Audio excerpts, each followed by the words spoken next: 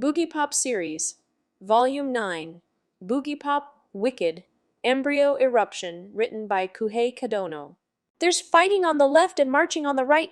Don't look up in the sky, you're gonna die of fright. Here comes the razor's edge. Actux, Razor's Edge. It is said that people dream of things they can achieve, yet no one ever knows in what form it may come to pass. It was 10 years ago that the boy spoke of this to the girl. Akiko-chan, why is it that you think you want to die? Because everyone's so mean to me. Dad, Mom, the teachers. It's like they all hate me. I should never have been born. The girl had likely been up to some mischief, or had gotten into an argument, and everyone had severely scolded her for it, her parents included. She was sobbing, eyes red and swollen from the tears. I see. But as much as you dislike it, the fact is that you were born. That's not something that can be undone. Not by anyone. The boy then chided her gently with a few words, none of which she enjoyed very much. She didn't like being lectured. It probably showed on her face, so the boy changed his tack. All right then. If you were going to die, how would you do it? He asked. Huh. You can't just go into this half-heartedly. Dying is hard work. Why? Because Akiko-chan, to live, to be given the gift of life in this world. That in itself is a miracle. If you say you want to oppose that, then you must show it another miracle. What sort of miracle would you want? The girl was taken aback, but the boy continued, unfazed. There must be something you want. Tell me. I'm not going to know otherwise. Humans have this terrible habit of living their lives without even knowing what it is they want. Instead, they shut it away inside their heart. If you really want to tell yourself what you want, you have to say it out loud. Though he spoke to a child, there was no sugar coating his words. I don't know. How should I know something like that? The girl was flustered. All right. Then I'm guessing how you really feel is that it's too soon for you to die. Wait until you've found the miracle that you want to make. Then you can think about dying, the boy smiled. He was a popular kid in the neighborhood. Friends asked him for help, and he'd give them all sorts of advice. I'll pave the way for you. I'll break your eggshell. Whenever someone felt they were at their wits' end about what to do, he'd always get them out of their funk. This was what he was known for. But he himself always had an air of something fragile, as if he might simply cease to exist, come tomorrow. She looked incredulous at first, but now seemed worried. Then what about you? She asked. This, miracle stuff. Have you got something like that too, Nii-chan? Good question. He looked into the distance. It seems I don't really have much choice in the matter. But there is one thing I'd like to ask of you. One request. What? I'd like to meet the Shinigami. He's coming to kill me, you know. It's his job. His only purpose is to kill. There are all sorts of people in the world, and they all go on living with turmoil inside. Of them. But he has nothing like that. He's simply automatic. I'd like to meet someone pure like that. All the worry we have to bottle up inside, all the struggling, if someone could tell me, definitively, that none of that matters. I'd have no regrets dying at their hand. He spoke coolly. Unable to keep up, the girl simply blinked in confusion. 8 years later, she'd hear a rumor that would be strikingly similar. She'd be in her 3rd year of middle school, taking her high school entrance exam, but she would have lost sight of herself by then, and ultimately wouldn't pick up on the similarities with the boy's story, nor would she ever recall it. A few months later, the boy was lying on the ground looking up at the rolling sky. His body lay still, and looming over him, the man who had by some means or other fatally wounded him regarded him vacantly. That's right! The boy was dying. He didn't know what had been done to him, but his whole body was paralyzed. The feeling in his limbs had gone, as if they'd been cut off. He was sure that the attack was fatal.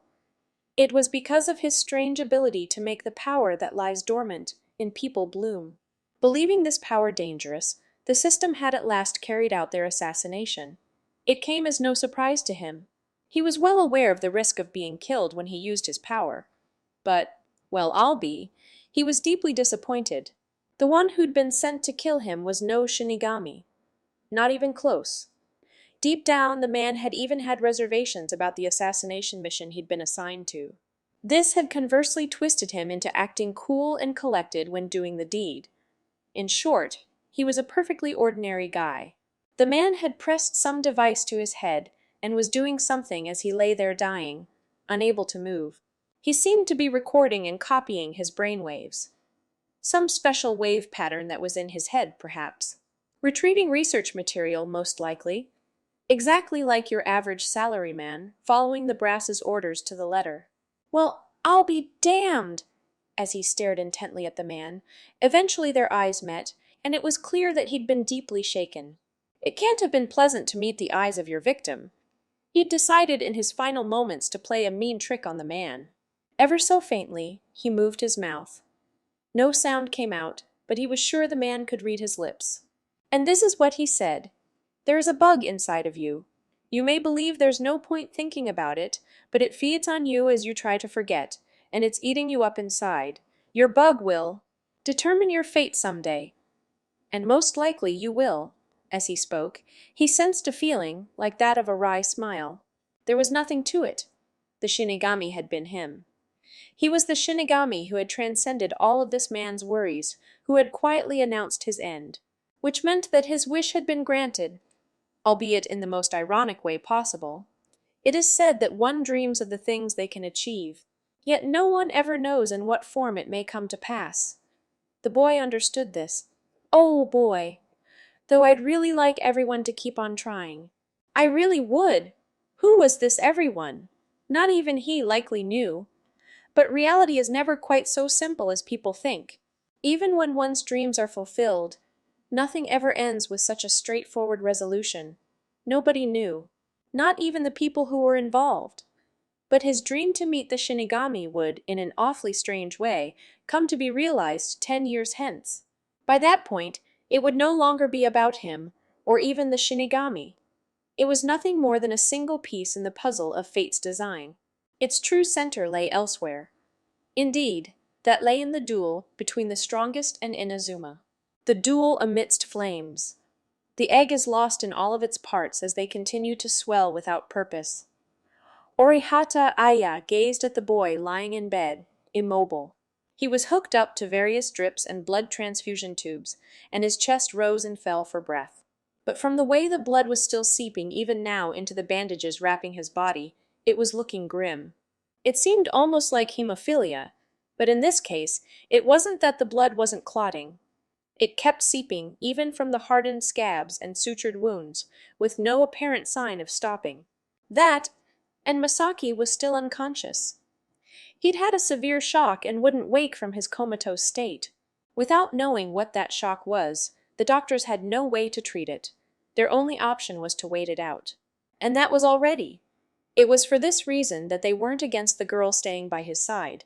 Normally he wouldn't be allowed visitors, but there was little more the hospital could do. She was the patient's girlfriend, it seemed. Letting them stay together until the end was the least they could do for this hopeless patient and the girl. Oh! Aya gazed intently at Misaki. He was still breathing.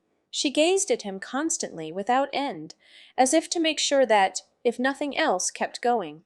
"Sinni! Ode! The prefectural headquarters and competent authorities have, as of yet, still not released an official statement regarding the motives of the officer who perpetrated these indiscriminate killings. It's even unclear as to whether this police officer exhibited any suspicious behavior prior to the incident." The announcer's voice carried emotionlessly from the radio, enabled Walkman. "So it wasn't Toru-san?" With an earphone in one ear, Hanami Akiko slumped as the tension left her. She should have been happy to hear that the thing she'd thought dubious in the first place had been proven to be exactly as she had thought it. But no, she was feeling guilty about the little voice in her head that had been telling her what if. And so at first she slumped. "Are we sure the cops really got him, though?" Came a voice from her chest. It hung from her neck like a pendant, a small, round, and white portable family game device. This egg-shaped object was speaking to her. They didn't say anything about it on the radio. Well, yeah, of course they're gonna keep stum about that stuff. How are they gonna introduce him? This young man single-handedly took out a regiment of berserk police officers. Their reputation would be in the shitter. As soon as they realize he's not the culprit, they've got to let him go. They have to, she said, trying to convince herself. The place was dim. They were in a maze of caves carved into and through the mountains, like the catacombs of ancient Rome. The flat stone paving the ground and walls suggested that they were clearly man-made. Windows were dotted here and there to let in light, but they were more slits than proper windows, thin slivers of light streaming across the open space. She'd sat herself down somewhere along a corridor. It was the only spot she could get even the slightest reception from. As Akiko recalled, she had found the place in middle school, when she was taking a look at prospective high schools. Was it in the summer? She was walking along casually when she discovered the hidden place right by one of the high schools facing the mountains, Shinyu Prefectural Academy. She'd completely forgotten about it, but now, faced with the need to hide, it had suddenly popped into her head. Indeed, she had to keep herself hidden from the world. A scarab beetle had flipped over at her feet, weakly moving its legs. Its time had probably come. It looked like it was in its death throes even now. To her eyes, there was a patch of black clinging to the beetle, dripping onto the floor. This vision, which others could not see, was its life force, its so-called essence, spilling out. Once it had all sunk into the ground, the insect would die. She didn't reach out for it. Before long, it had stopped moving completely. The patch, too, had completely vanished. But if she had reached out, if she had stopped the scarab's leaking essence, its brief life would surely have been prolonged. Such was the curious power which she now possessed. This too shall pass, huh? Time to say a prayer for our dearly departed beetle, or what? Hee! Hey! Hey! Cackled the egg at her chest. He seemed in tune with her, as if he was looking at the world through her eyes. This would be why the things she felt were shared with him too. It may have been a games console, but it was by no means a downloaded minigame. The body of energy sealed within the egg had a will of its own and spoke directly to her mind. Thus, others couldn't hear this voice. This thing, which went by the name of Embryo, apparently had the effect of unlocking the potential hidden within others. And it had even drawn out from within her the power to see life. But despite the fact that she'd already saved the life of one person, it still didn't feel real to her. Is bringing back someone about to die really going to save them? Ah, what the heck am I thinking? Even so, she couldn't believe that this was her own gift. She couldn't seem to accept it internally. Weren't hidden talents normally something that felt a little more responsive? Was that not how it went? She felt as if she was masquerading in someone else's clothes. But however out of place it might have felt for her on the inside, her ability was very clearly real. She needed to come up with a countermeasure for it. When she used her power to revive someone, she herself had to let life out of her. Something would have to be consumed, it seemed, which meant that if she were to overuse it, no, that was naive. If she were to use it even once more, she might find herself in a situation there was no coming back from.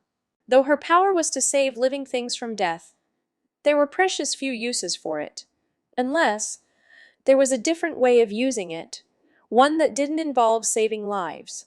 Like I keep saying, just kill me. Then you'll be directly bathed in my energy and you'll have a proper concrete power on your hands. For some odd reason, Embryo took every opportunity to tell people to smash him. Concrete. Okay, let's say I do that. What if stuff gets weird? Like, what if I turned into a ghost or something? Hey! Guess you just have to call it fate and give up. You don't care about me at all, do you? You just want to die. There's some truth in that, he said plainly. Why do you want to die so much anyway? Because I'm a fake. A fake. What now? My energy waves are a kind of copy. No way to know what of, though. Point is, I'm not myself. Yeah, so what? You're still you. What's the point of thinking about what's real and what's not? You just don't get it, do you? Embryo snorted, or he would have if he were human. Instead, he gave an approximation of one. If I'm a copy, that means there could be some guy walking around out there who's exactly the same as me. So, can you really call this living? Humans go on living, even if they look the same, or do the same stuff. Something had really struck a nerve for Akiko. You can say that because you're special. Try putting yourself in my shoes for a goddamn moment. I can't do anything by myself. I have to lie around waiting patiently for someone to hear my voice. The whole damn time. Fuck, I've waited years upon years. None of the folks who created me could hear my voice, after all. Just when I thought I'd found someone who could, what? Sidewinder turned traitor? It's his fault I'm in this pathetic state. Idiot practically died to get me out of there. There was a bitterness in his voice. So what? You're salty about that person. Embryo laughed at the question. That'd be a human emotion. I'm not a human. I'm nothing. Just a soulless energy wave. Akiko's expression darkened. Why? The things he was saying seemed so full of pain. Why did she think that? There was something about it that felt unbearable, like she was seeing an old friend fall to pieces. But who could that have been? If you die, I wonder what that person would think. Like I give a shit. He must have said something to you.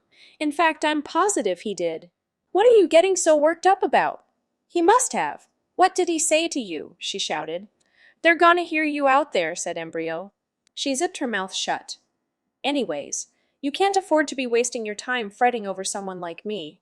You've got your brother and crap to be worrying about, don't you? They didn't say anything about a kid on the radio, so they didn't find a body. And now that the case is closed, he has to be fine. That's what you're thinking. Huh, you really believe that? Eh no.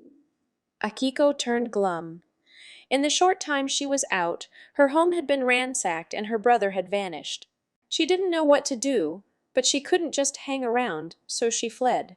She couldn't shake the niggling feeling that danger was around the corner. Your brother's probably all right, though. If the system got a hold of him, then it's pretty likely that he's under their protection. They kinda need him, so they can take me back from you. Are you sure you should be saying that? If that's the case, then I really don't want to smash you. It means you're a bargaining chip for my brother, right? Embryo made another snort. Approximate laugh. Like I told you, those guys can't hear my voice. They wouldn't be able to tell the difference. Hand them something the same as this vessel, and tell them the screen went dead at some point, and they'll have to take it.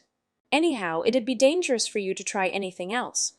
If they catch wind of you awakening, you'd better be prepared never to lead a normal life again. Little late to say that, she thought. Toru-san. She wanted to meet that big man. Takashiro Toru, the man who said he wanted to be a samurai and other equally strange things. He should have heard Embryo's voice too. They were in this together. She wanted to see him. She wanted to tell him about this strange situation she was in. For a time, she feared he might have been a killer and had run away from him. Ah, if she'd just let go of her apprehension, then just maybe, she could have met him. If life is just an accumulation of irrevocable acts, then Honami Akiko was truly at her peak.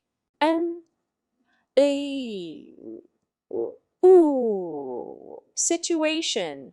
As for why the police officer was compelled to commit this atrocious, unpremeditated act, we are still completely in the dark. Live at the scene is... Oh, Hanami Hiroshi was transfixed by the reporter speaking on the TV. At his back stood a man. Seems it's been wrapped up as one lunatic cop's crime of passion. The man was short and wore a pale purple body-hugging suit with a standing collar. His age was hard to determine.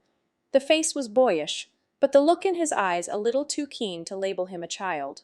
People called him Fortissimo, or Lee Masaka, but whether they were his actual names was unclear. Looks like Takashiro. San and Nichan aren't under suspicion anymore, huh? Hiroshi's face lit up. As regards the police, I'd say so, said Fortissimo quietly. Ooh, I wonder if we get to go back home now? Not sure. If the cops are backing off, then the ones behind them could show up. It's probably best if you stay here a while longer. Hiroshi clicked his tongue, then cast his eyes over the spacious room he was in. The carpet was of high quality. Your hands and feet were sure to sink in a good 10 centimeters, and a chandelier hung from the very high ceiling. It looked to be studded with actual crystal.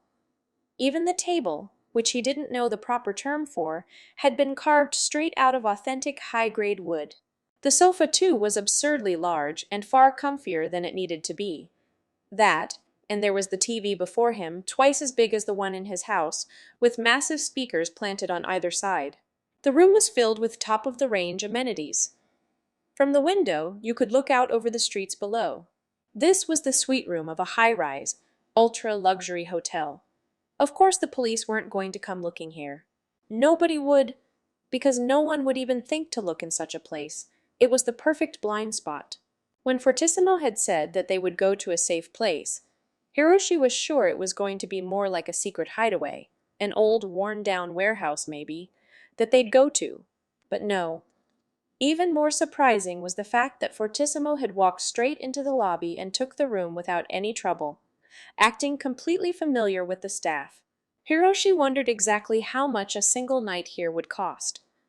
Maybe he's filthy rich. His mysterious appearance certainly suggested that he wasn't your average guy. But what am I gonna do about school?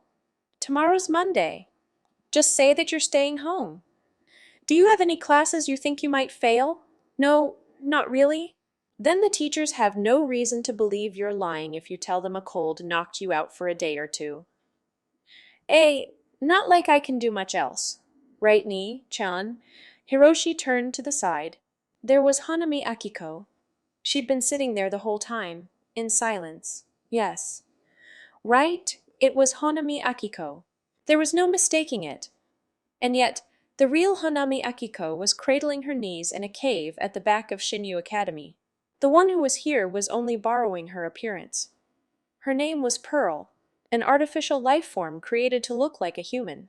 As for what she was capable of, she possessed combat skills far beyond the realms of human ability, as well as the power to transform into others. Hence, she was disguised here as Hanami Akiko. She'd formerly belonged to the Towa organization, but had turned traitor and fled. Now she was investing her strength in assembling a counterforce. Her goal was to recover a special device which the Towa organization had been researching in secret, called the Embryo.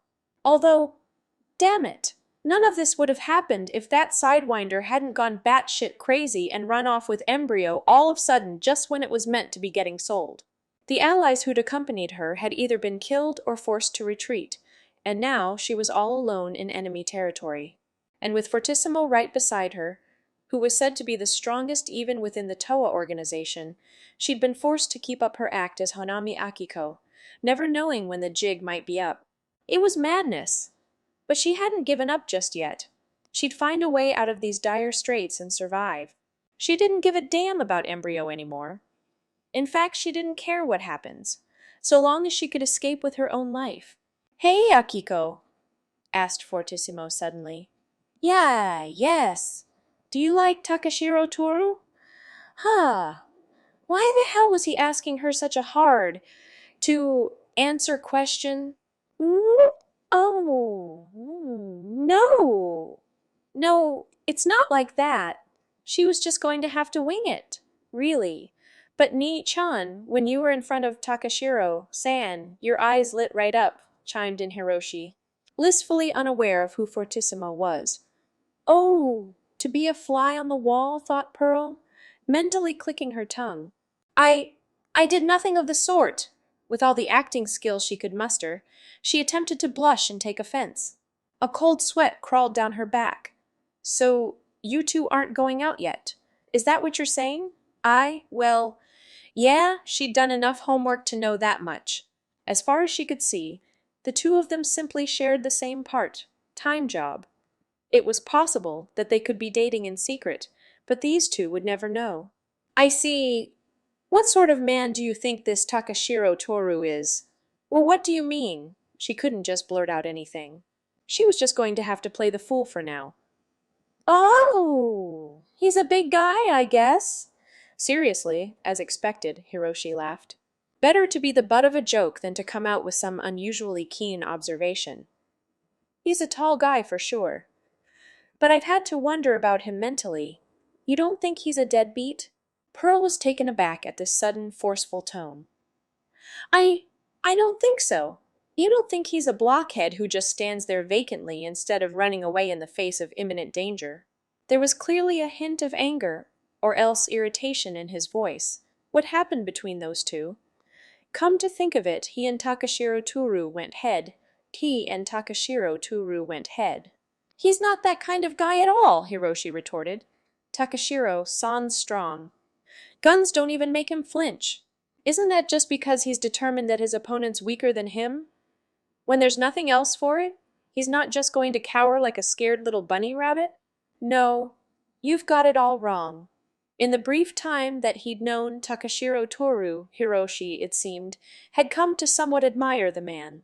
When Pearl's gang had first tried to attack Hiroshi, Toru had fought them off, and that had probably made quite an impression on him. In which case, I'd better defer to my little brother here.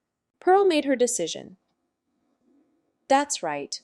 That's not the kind of person Takashiro-san is. He's brave and strong. In fact, he's just like a samurai, right? Having her sentence finished off, Pearl's heart almost capsized. That's right. So that's what the man had been calling himself. There was no doubt about it. A samurai, huh? Fortissimo snorted. You know why we think samurai and knights are such noble figures. It's because once the age of warfare ends, there aren't any of their kind around anymore. We've glorified them, huh? In times of war, when they were really fighting, they were little more than thugs. Even in Japan, all this Bushido stuff only started in the Edo period, once samurai had actually stopped fighting. It's the same with chivalry in Europe. They only began to utter words like that after war technology had advanced to the point where the idea of a knight riding on a horse was ludicrous, to put it. Simply, it's just a concept that serves at least to perpetuate their image, long after they've served any purpose. This proved that there was a surprisingly knowledgeable side to him. Pearl was starting to wonder just how old this boyish man was. It wasn't possible. It couldn't have been, but it gave the impression that he might really have come from such an era. In truth, this man seemed not to care 1 ounce about the so-called weight of history. I don't know what's possessed Takashiro Toru to call himself a samurai, but whatever it is, it's making him run away from reality. There was a logic to his words, but there was something else in the way he spoke. Exasperation. Takashiro Toru and Fortissimo. Just what happened between the two of them? Come to think of it, Takashiro Toru was still alive after being Fortissimo's mark. For the old Fortissimo, this would have been unthinkable. So, the opening I need to exploit here might be in that ballpark.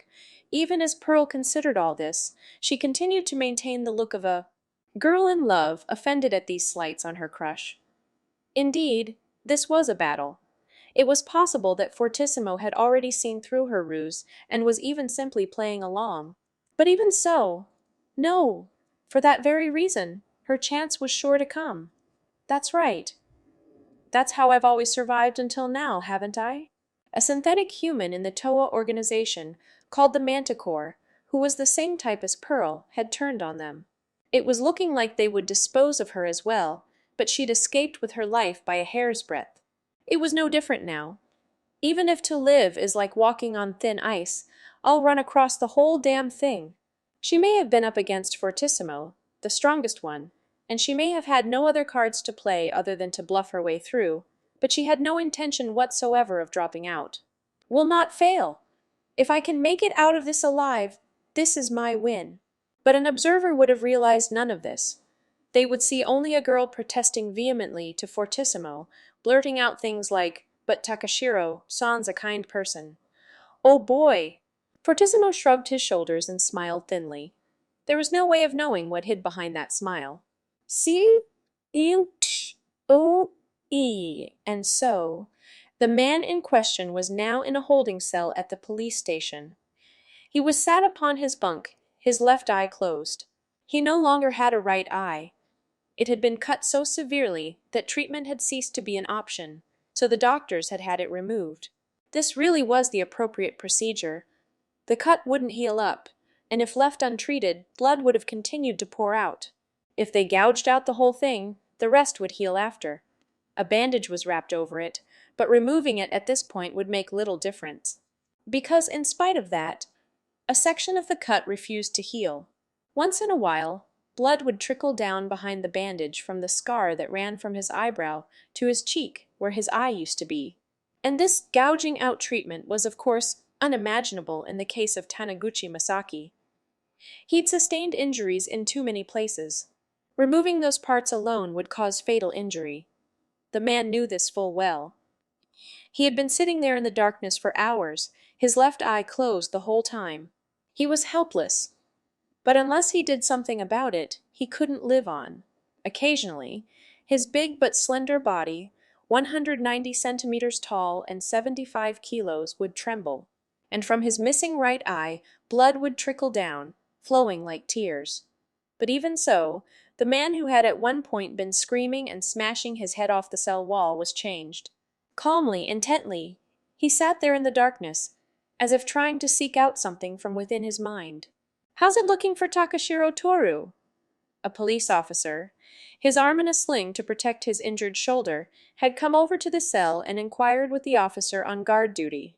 This visitor was one of the people who had actually engaged in combat with Toru, and had testified when Toru's fate was to be decided that he had harbored no malice toward the police and that he acted in self-defense. He's quietened down now, but it's actually kind of creepy. He won't move a muscle and doesn't touch the food I bring him. Hasn't drunk a drop of water for hours or gone to pee. The guard grumbled. "Almost like a martial arts ascetic on a fast of abstinence, eh?" murmured the officer as he looked at Toru from the shadows. "Let's hope he's not trying to follow the way his friend's going and die a martyr." The guard went pale.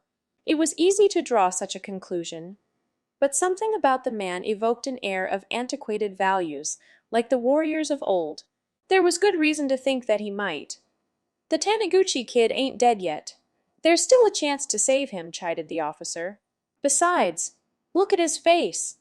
That look like someone who's determined to do anything to you, he seems more. Stuck in a rut. You think he still hasn't calmed down. But he's not even moving. I've seen people like him before. At the Kendo Nationals, I'll admit. But they said that in the downtime between matches, the champion would just be thinking the whole time about how his opponent might strike. How he'd counter. Visualization. Right. So what? You're saying that Takashiro Toru's fighting someone in his head now. Can't say for sure, but that's the feeling I get. The officer nodded. Like he's not sitting there on his own, but on his guard against an opponent standing before him. Then who's this opponent of his? What sort of person does our pal here expect to be up against? The guard sounded distraught. This was because the abnormal concentration that Takashiro Toru expressed felt somehow, as if he were confronting something quite enormous. Cross-examination won't get anywhere with him like that. He wouldn't even be exercising his right to remain silent. He's done with the likes of us. We're not opponents worth his time. The officer sighed. The whispers of the men had also reached Toru's ears. They likely thought that he couldn't hear them. In fact, they normally would have been talking at a distance out of earshot, but Toru heard. Perhaps what he was picking up weren't voices, but an acute sense that simply conveyed their presence. The difference didn't really matter one way or another. Toru hadn't really caught the officer's general banter, like how they'd need to let him out as soon as they could if they didn't want to bring all sorts of trouble upon them, and that if they kept him locked up for too long, the mass media would get wind of it. He'd heard these things, but he wasn't listening to them. There had been only one thing on his mind the whole time. Is there really any meaning in doing that? This was his only thought, whether or not to challenge the man who called himself the strongest to a duel once more. It really seemed as if there was no other option.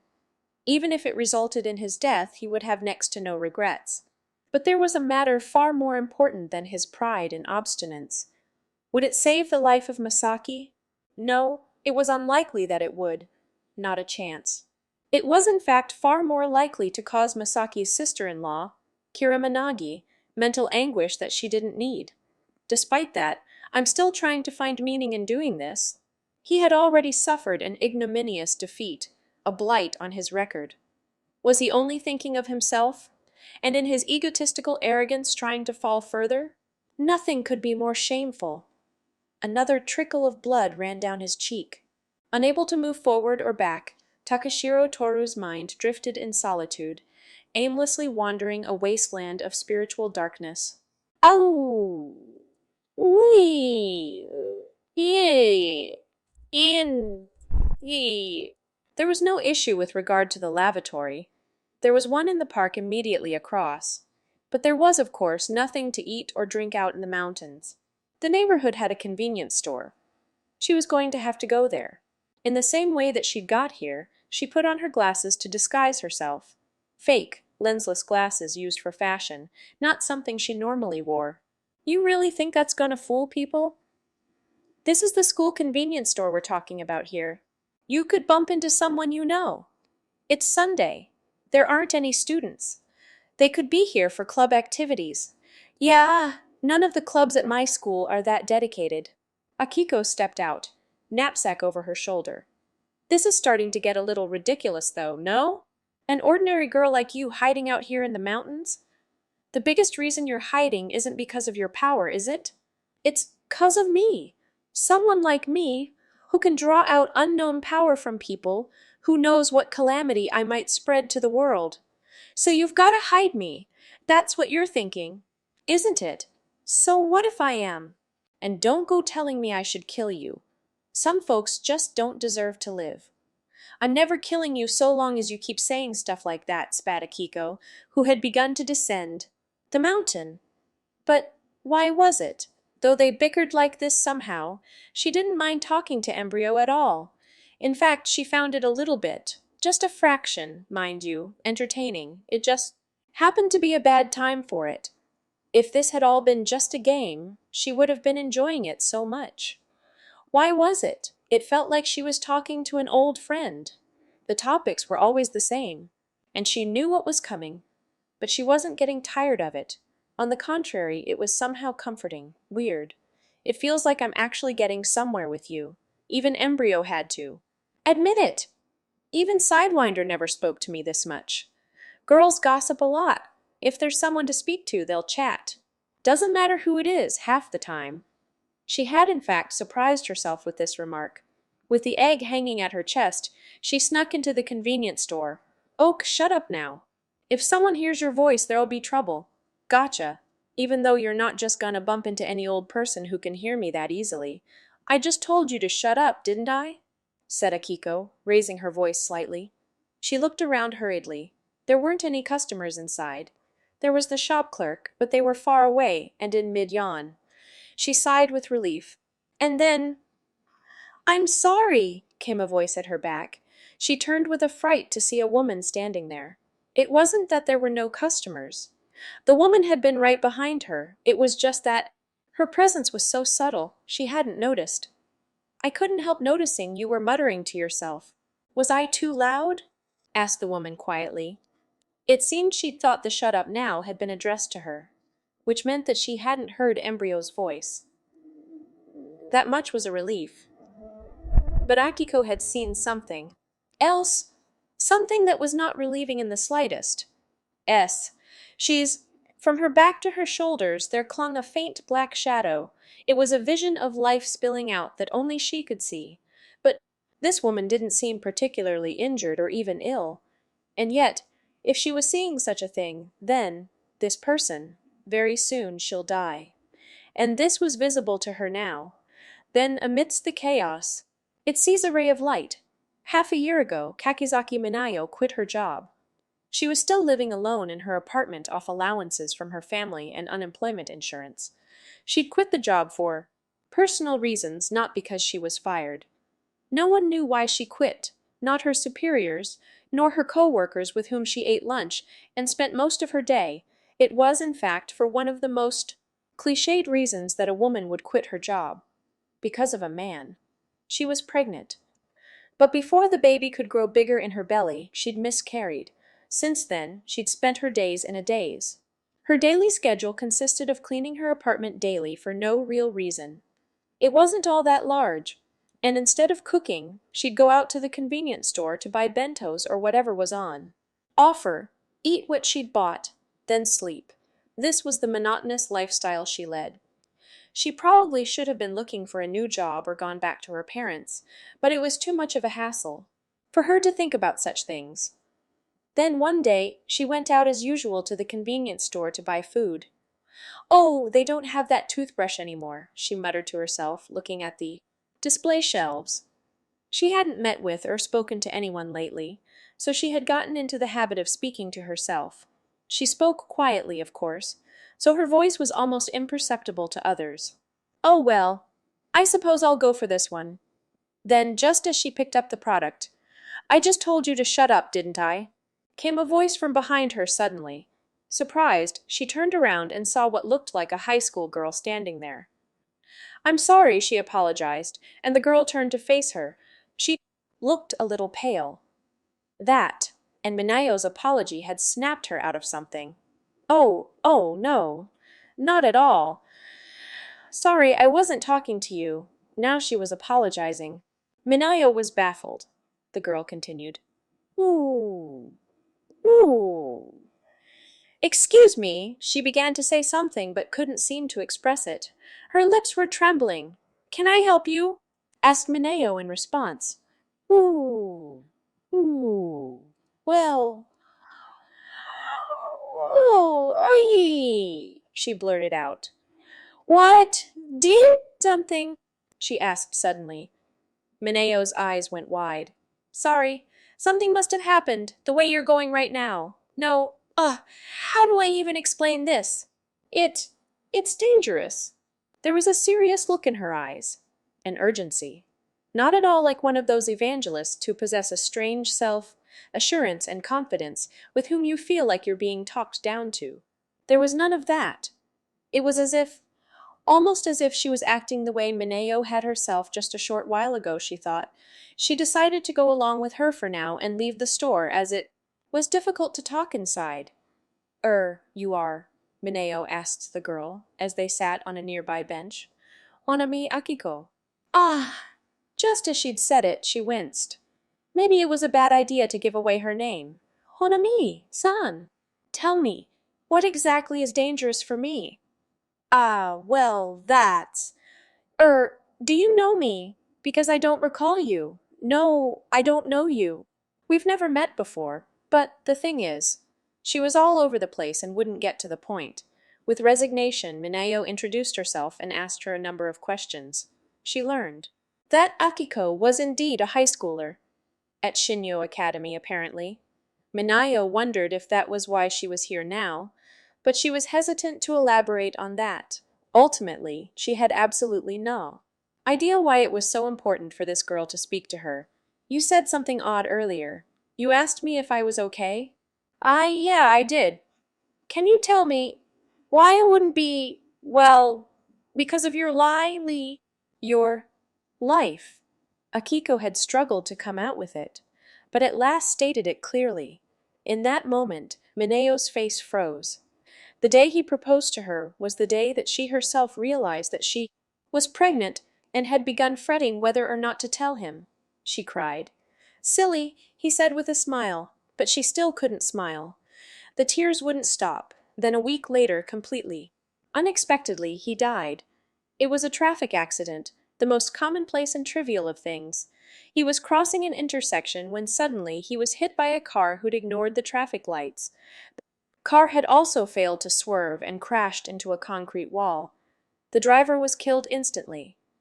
There had been nowhere for her to direct her anger. She came to realize then, now that she thought about it, that nobody had known about him and her. They were workers at the same company, and workplace relationships were forbidden, so she'd kept it secret. They were planning on introducing themselves to their parents, but hadn't gotten as far as contacting them yet. And then she'd even lost the life growing in her womb. When it had happened, she couldn't have imagined that that was what it was, but then the doctor shook his head and informed her that it was a miscarriage. It was still in the fetal stage, so you wouldn't have exhibited many symptoms yet. There is no longer a child in your belly. She didn't know how to react.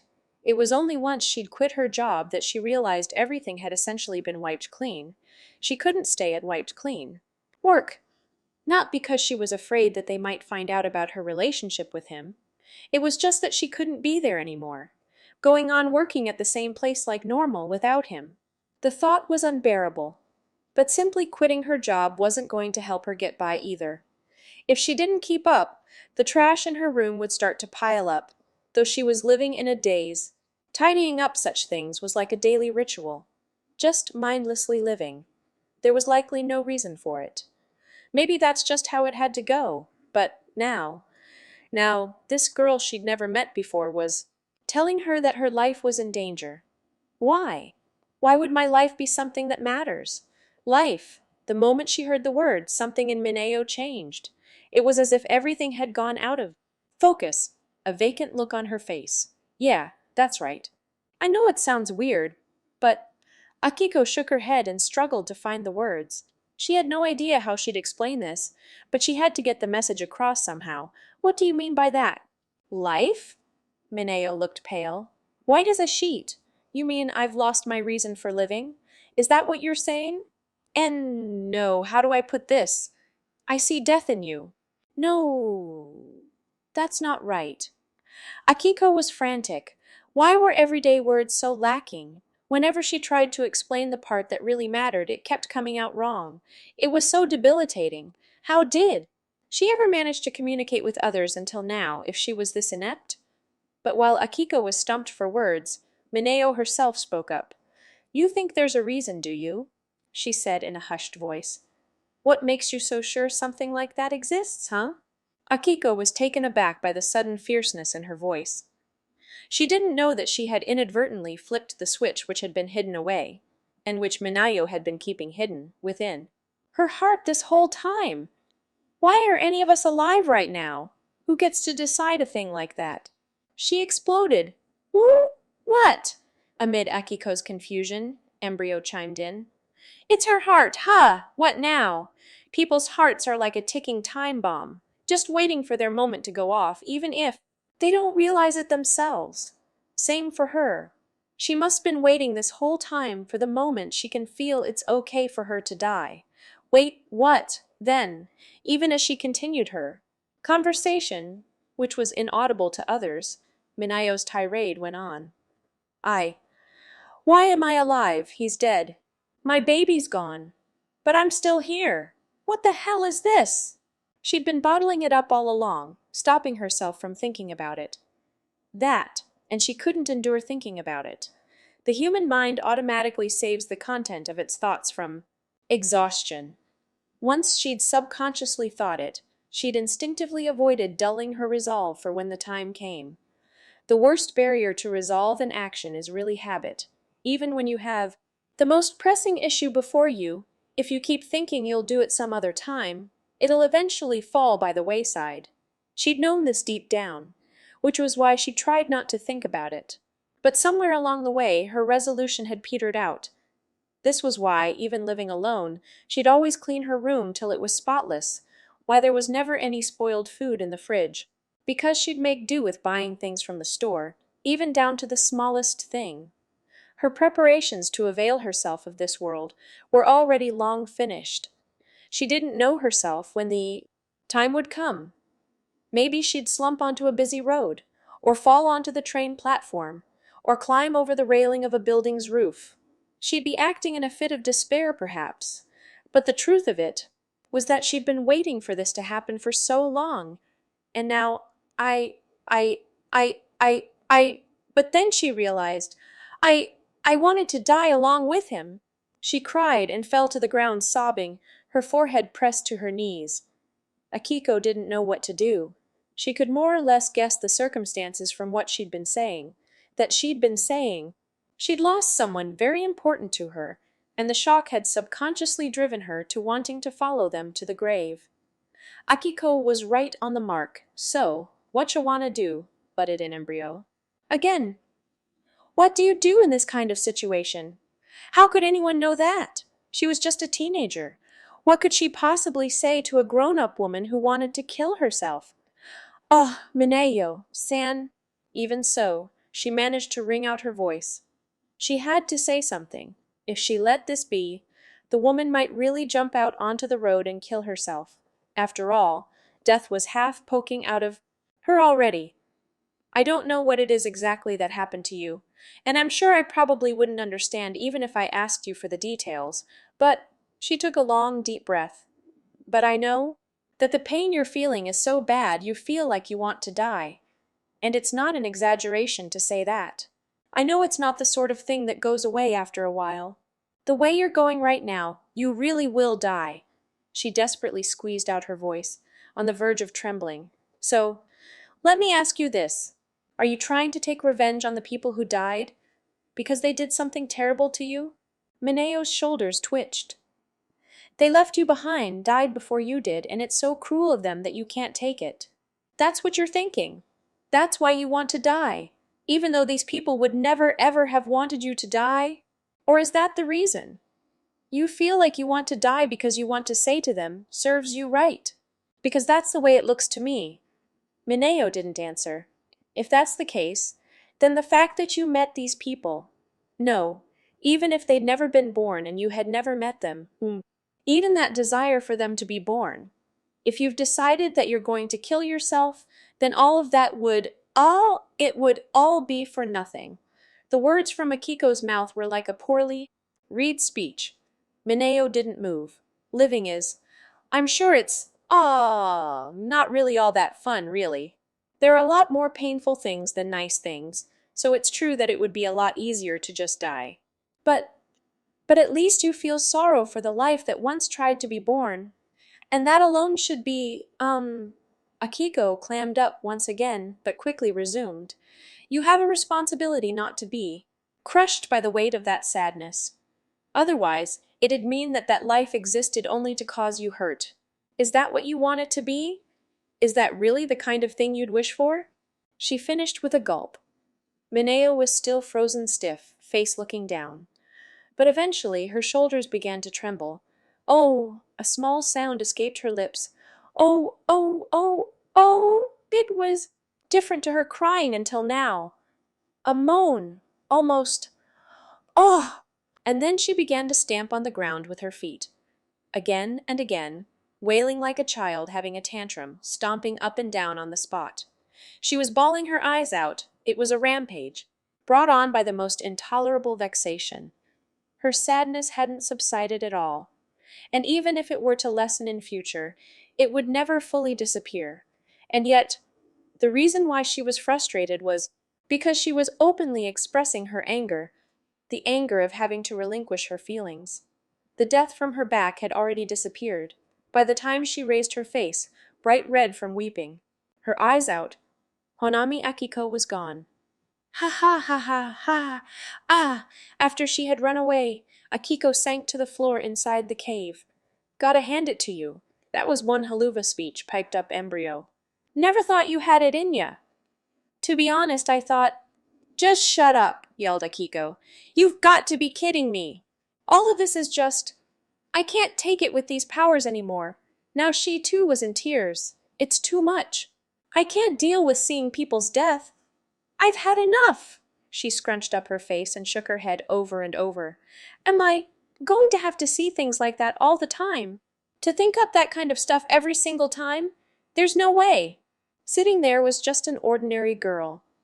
There was no trace of the attitude she'd had when she weaved those stirring words just a short while ago. The truth was, not even the words had really belonged to her. They'd been borrowed from some girl who had said those things to her. She didn't recall where it was or who, only that it was a girl her age. Maybe it was... No, she couldn't remember. Then there was Q. Ni-e Chan. If that kid had been alive, he might have said something like that. But he was long dead. She didn't really have anything she felt she ought to say to a woman who wanted to kill herself. The only reason she could was because that lady was sure she was loved by the departed. Not many people in the world were as lucky. It was sheer luck. If she'd encountered someone with a different set of circumstances, what would she have done then? I give up. Just make it stop. Help me, whimpered Akiko, as she planted herself on the ground. You want me to help? Embryo asked. In that case, I'm sick and tired of you always telling me to kill you, she yelled. But Embryo responded in a calm voice. How about Takashiro Toru? Wouldn't he be able to help you, huh? If you met up with him, think it'd ease your pain a little. What are you talking about? Yai, you mean, you know where Toru-san is? Can't say for sure, but I've got a feeling I might be able to. Call him. See, Nisi, you're free to go, said the guard. But Toru wouldn't move. He stayed stock still, eyes closed. I'm telling you to leave. The guard was one of the people who'd tried to stop this guy from hitting his head against the wall in a rampage and got dragged around by him, so he was a little afraid to make a move. Jedge. Hurry it up! There's already a surety here to pick you up. Toru's shoulders twitched at the guard's panicked voice. He had no next of kin, so the people it could be were limited to those involved in the current incident. He opened his left eye. It was a dark cell where no light shone. Kirima-san? A man by the name of Teretsuki. He's about your age. Teretsuki. He wasn't familiar with the name. It's written in the log, Teretsuki Kiichiru. Come on now, get out to here. At last Toru lifted himself up and carried his large, slender body out of the cell. As he was being escorted out of the station, he pondered. The name Teretsuki Kiichiru really didn't ring a bell. And when he reached the room, Toru caught the eyes of that man. He briefly held his breath. Yo. The man recognized him and raised a hand. He was indeed young, but Toru already knew. So what you wanna eat? After leaving the police station, the man who had acted as surety had taken Toru by foot to a family restaurant. The lack of customers suggested there were better establishments in the area. Toru noticed as the man was opening the menu that his hands were covered with silk gloves. Let's cut to the chase. Habara Kentaru. Son, said Toru in a low voice. The man smirked. He appeared not to. Have any qualms about acting under a false name? So you knew? Kirima? San showed me a photo of Masaki. You were in it too. I see. Well, that makes things simple, Kentaru said with a nod. I'm a friend of Nagi's. Close with Masaki too. I've known him at least longer than you. Nagi's doing all she can to locate the missing Honami siblings, which is why I headed over to you. How's Masaki's condition? Bad, said Kentaru without missing a beat. Toru went silent, unable to find a response. Nor did Kentaru continue. As the silence grew heavy, the waitress came to take their orders. Kentaru went ahead and ordered 2 orange juices without asking Toru. Once the drinks had been brought to them, Kentaru sighed. All right. Before we get down to business, I need to see what you can do. Toru lifted his head and looked at Kentaru. What can you do? Asked Kentaru calmly. After a brief silence, Toru picked up the cold drink and gulped it straight down. He placed the empty glass back down on the table and flicked the rim with his index finger. It spun around and around until eventually it split clean in 2. Each half rolled onto the table. Toru then took the 2 halves, put them together, and used the straw that had come with the orange juice to suck up a drop of Kentaru's water and let it drip onto the cut plane. Finally, he handed the glass back to Kentaru. Wow. Kentaru spun it around a bit to test it. But the glass, which should have by all accounts been severed in half, was being held together by the water's surface tension, and held firm.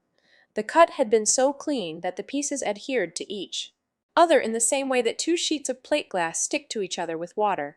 What's the logic behind that? I could see the line that told me where to tap it to make it split. That's where I hit it, he said matter-of-factly. Got it. Interesting power. Kentaru knocked the glass on the table a few times, but the pieces held fast. If the staff continued to rinse it, then it was possible that the water acting as an adhesive would never dry up, and it would stay like this forever. So what you're saying is, you can find weak points and attack them, yeah? Makes for a pretty decent combat ability. What do you want me to do? You know the guy you went mana with? Kentaru instead replied with another question. The one who got you good, this Fortissimo guy. Seems he holds a special position even within the Toa organization. Far as I can tell, it doesn't look like they even treat him as much of an ally. What of it? Asked Toru, staring into Kentaru's eyes. Kentaru didn't return eye contact. Toa might not be keeping him in check. That's what it's looking like. In which case, say he were to in some way abandon his mission and go on a rampage. It'd be the perfect chance to catch Toa red-handed. They're sure to let something slip. If we can exploit that, we'll get to gather a whole motherload of data. What are you getting at, Nagi? Unsurprisingly, Kentaro didn't answer his question directly. Someday or other, she's gonna take Toa head-on. It'll happen, no question. So in preparation for that time, I personally need to learn as much as I can about our opponent. Since right now, even Nagi herself barely knows anything about them, Kentaro sighed. I still don't even know if it's a good idea to tell her, but I know that I want to do as much as I can to prepare for it. Who are you to Kirima-san? An aspiring sidekick. Nah. To be precise, she saved me once. So yeah, Nagi, she's my benefactor. Toru lowered his eyes. So, you're telling me to fight, that I should confront Fortissimo again. Don't tell Nagi. If she knew, she'd stop you for sure. After all, you've got next to no chance. That, I know. Then it's perfect. I'll arrange a location that works in your favor. Already got a way to get his attention too. All you need to do is focus on your battle. Kentaro rattled all this off impassively, but what he was essentially asking Toru was for him to die. Are you telling me to take revenge for Masaki, even if it costs me my life? Asked Toru, at which Kentaro suddenly grabbed his drink and drained it dry. Ah, he sighed, placed the glass back down and continued in a low voice. You've met Orihara-chan, right? This is for her. She won't cry. Huh? Her beloved Masaki's wavering on the edge of life and death, and the girl won't shed a single tear. She doesn't look sad about it, just sits at his side watching over him, day and night, the whole time. There's no way me or Nagi can be in that place. We can't stand being there a second longer. You know exactly what I mean, don't you, Toru-san? For the first time, Kentaro looked straight at Toru. Toru, in that moment, was keenly aware of the man's anger. Anger at his being the cause of Masaki's terrible plight. It's not you or me fighting for Masaki. It's Orihara Aya. She's the one doing it. His voice was forced, quaking. There's nothing else any of us can do. So, I have to do this. A half-wit like me has to at least use this opportunity to give Nagi's future some hope. Though Kentaro's words were through clenched teeth, they were almost loud enough that others might hear him at any moment. Toru was silent. Kentaro took out a cash card and threw it on the table. It's counterfeit. There's only one store you can use to withdraw from, but there should be about 2 mil on there. Keep your face hidden from the camera. Take out as much as you can from the self-service at him, then make a quick exit, and the money's yours. They won't trace you. The goods come from somewhere with no connection to you. Toru didn't pay much interest in it. It was more of an advance payment than a reward. Taking it would equate to him taking the job. Even so, he wasn't interested in looking at it. Instead, his one eye was staring vacantly into space, as if he was gazing inside himself. Are you gonna do it or not? Which is it? Asked Kentaro, glaring. Why did you come to me? What? If I didn't plan on accepting your proposition, what would you have done? What? Are you gonna bail? That's not what I'm asking. Why would you ask me? To take such a risk and trust me, Toru asked, his expression serious. But Kentaro shook his head. Sorry to burst your bubble, but I don't trust you one bit. It's just, Masaki and Nagi trusted you, so I don't have much choice but to trust you two. If you betray that trust, well, not much I can do about that, he shrugged. Toru could not comprehend this man, this Habara Kentaro in front of him. He had no idea what he was thinking. But one thing alone was clear. If Toru were to turn him down, he would undoubtedly move on to some other plan. He was the sort of person who covered all his bases. And one other thing. And you promised to keep this a secret from Kirima-san, Toru reminded him. If she found out, she might never talk to me again, said Kentaro simply. Toru nodded and took the credit card. They had an agreement. You said you could pick a location for me. What are my options? At this, Kentaro pulled out a few pages from his shoulder bag and handed them to Toru. Pick one you like from those. Written on them was a list of different buildings, each one a large-scale construction designed for a special purpose. And to the side of each one, some curious notes were written, the details of which, as Toru read them, gave rise to an evident question. How do you know all this stuff? What are these? They're legacies. Of some man, a nobody, said Kentaro quietly. A little something that happened gave me cause to snoop them out. I did some research, and Wadaya know. Buildings of that sort started popping up all over the place. So I went to check them out. But, Kentaro sighed. Thinking about it, it wasn't all that hard to guess. Of course the TOA organization were gonna scope them out too, but they still left them abandoned, meaning it's extremely likely that they're leaving them as bait, waiting for them to be used. That made it kinda hard for me to find a good use for them. I was stumped. But now, he smirked, now we can make use of their traps.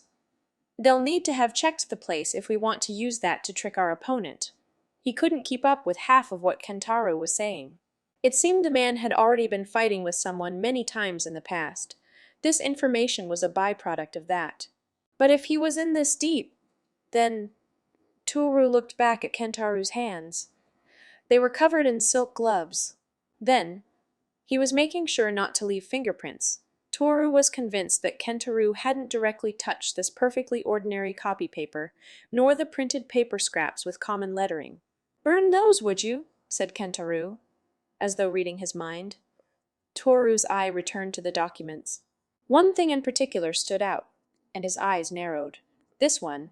He showed it to Kentaro. Kentaro saw it and frowned. Really?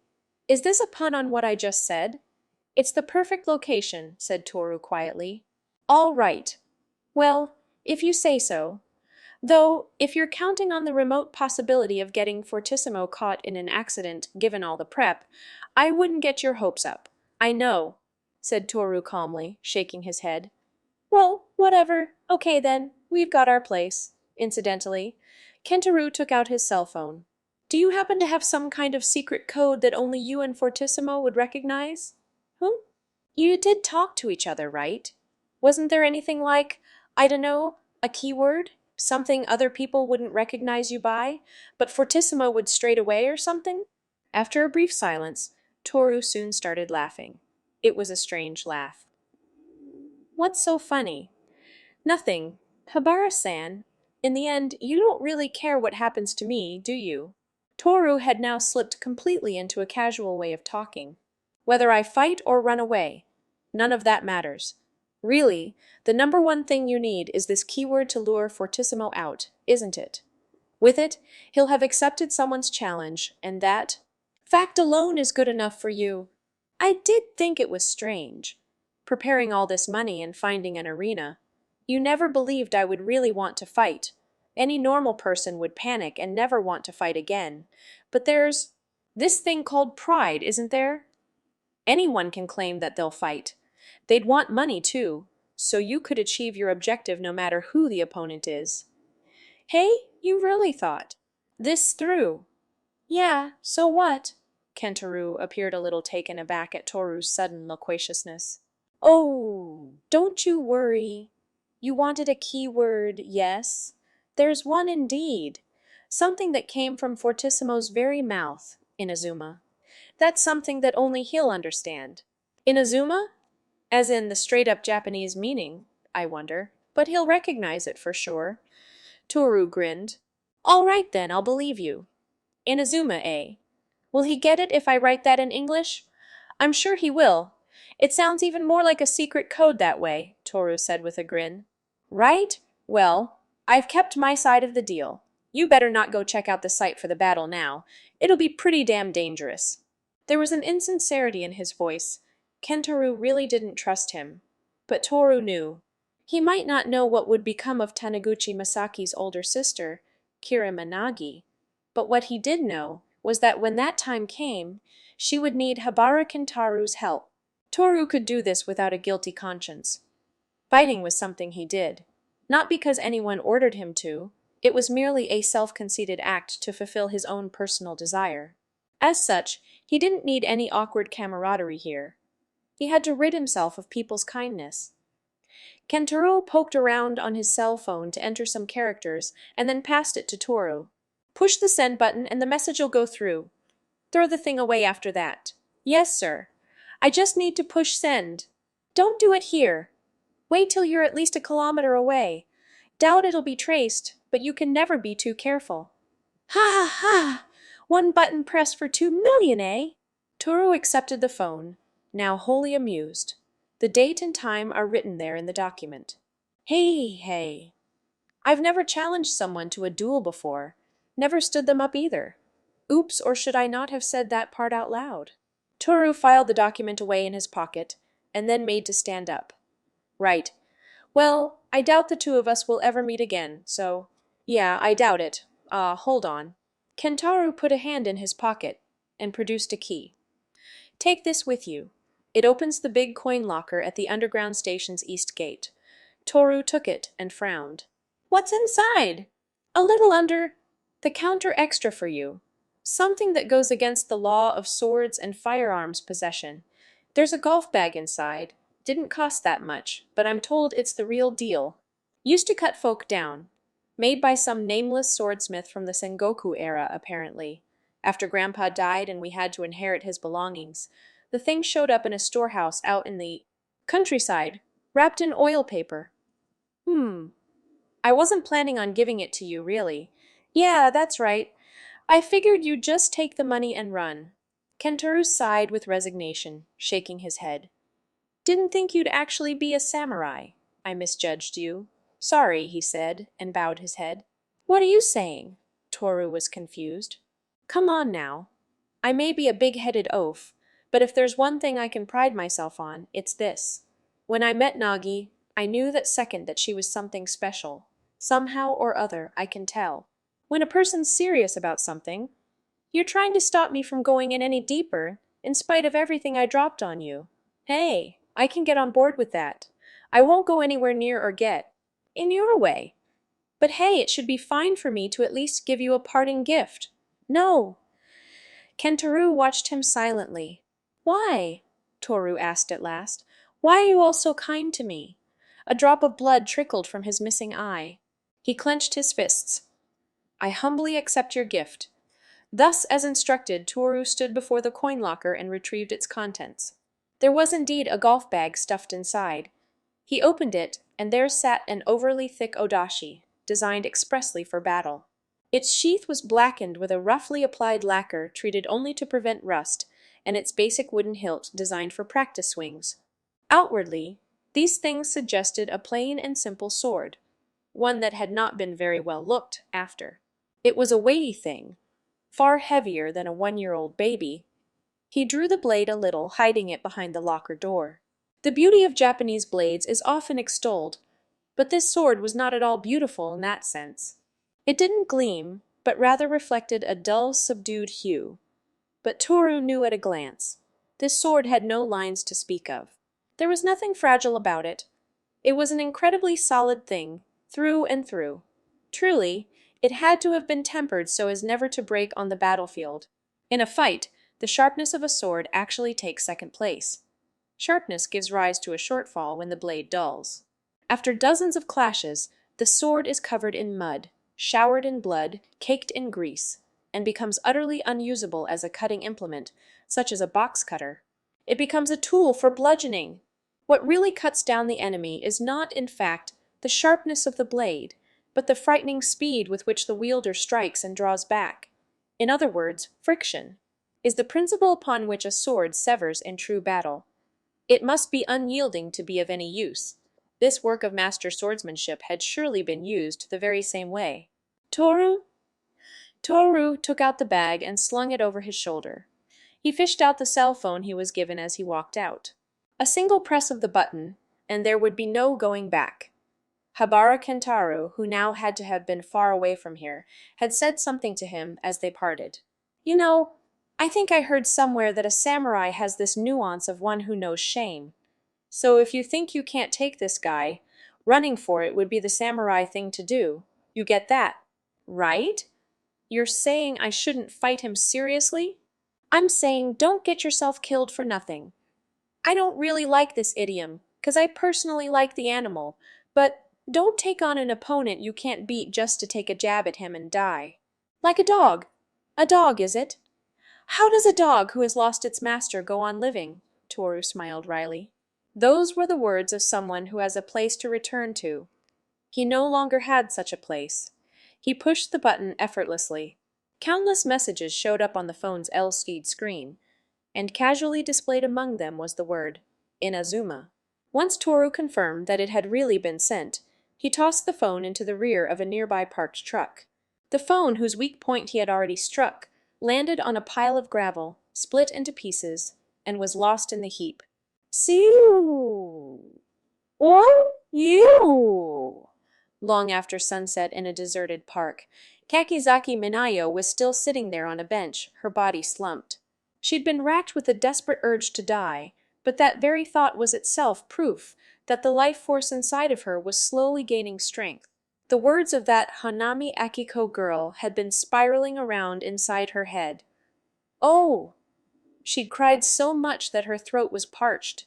Even so, she couldn't even stand up to buy a drink. Then, before her, a figure emerged. "Whatever are you doing out here?" they asked. It was a strange voice, one that was impossible to discern as male or female. "Shut up. Leave me alone." Mineo forced out the words.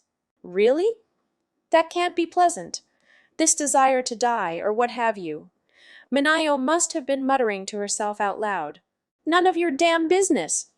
People can think what they want, can't they?" "You're absolutely correct," the voice said playfully. "But if that's so, why are you sitting out here? I can't imagine anyone coming all the way out to such a place and crying unless, say, someone said something to you and you had an awful shock." "Yeah, so why should any of that matter to you?" "I happen to be looking for someone. Could you describe to me who it was that spoke to you? Who are you looking for?"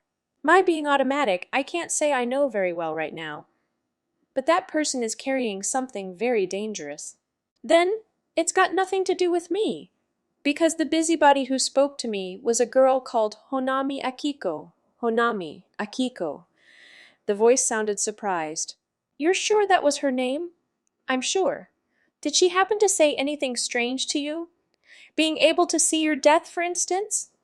How could this person have known this?" Minayo lifted her head. It was dark, so she couldn't see very well, but from their clothes, the figure before her was less like a person and more a pipe that extended up from the ground. "I see.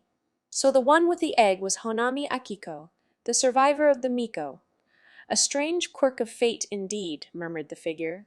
Then they turned on their heel and vanished before the astonished Mineo like the wind. This is but one brief stage of growth within its shell. Swallow Bird's human alias was Sagawa Kazami. If this seemed unusual, it was because it was a stage name. But although it was the name she had been assigned, in reality she was in the curious position of having had neither the chance nor opportunity to use it in interpersonal relations. She used her career as an actress as a front, and had featured in a number of films and TV dramas, even garnering a measure of popularity. Swallowbird was one of the TOA organization's synthetic humans. She had no special objective. Rather, the standard directive of all infiltration types was to find and deal with impulses, or else find and eliminate traitors, but besides these things, she had no particular orders. And so it was that Swallowbird had been assigned to that mission. She met the requirements for it too, and had easy access to the location. No one would bat an eyelid at an actress visiting a first-rate hotel. To put it another way, a famous woman like her going all alone into a hotel might raise suspicions, but it was dubious in a way that the TOA organization had absolutely no qualms with even so. Dressed to the nines, wearing a fur coat and sunglasses, she pondered as she walked through the lavish interior of the hotel lobby. "We're talking TOA here, so it's pretty much a given that they'd be monitoring my performance on this mission, right?" Given who she was dealing with, most certainly, fortissimo. She'd been told to test the waters with the man, or woman, she wasn't sure, lauded as the strongest one. If he really was showing signs of defiance, she was essentially being told to go and get herself killed. What to do? Toa didn't like people sticking out too much. She knew about someone who'd been taken out just the other day. Most importantly, though, she had in fact already lost her sense of loyalty to them. If there was something she could do to rectify that, then so be it. Sagawa-sama. The concierge in the lobby bowed and came out to receive her. The room I reserved. You have it ready. Of course, madam. I came here because I heard this was a first-rate hotel. I do hope that's the case. She had to wonder what was first-rate about the place. As someone who likes simple things, the lavish atmosphere didn't suit her at all. Her back felt itchy just thinking about it. Absolutely, madam. We are confident you'll be satisfied. She signed in, picked up her room key, then shared the elevator ride with the bellboy who carried her luggage. They passed a shopping mall on the floor below, and when there was a direct path to her room, the bellboy reached out his hand. Here's the key. Thank you. Swallow Bird accepted the spare key for the suite in which Fortissimo and the Honami siblings were lying low.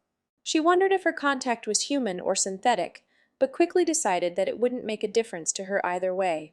So long as she hadn't been given instructions to work in tandem, it was better for her to ignore this one. There was no point wondering if he was monitoring her. The key to survival was never to do more than you were asked. The more pressing issue was in discerning what kind of person this Fortissimo was. Has he or she done something to arouse Axis's suspicion? Or is this person so incredible that they've become the subject of constant monitoring?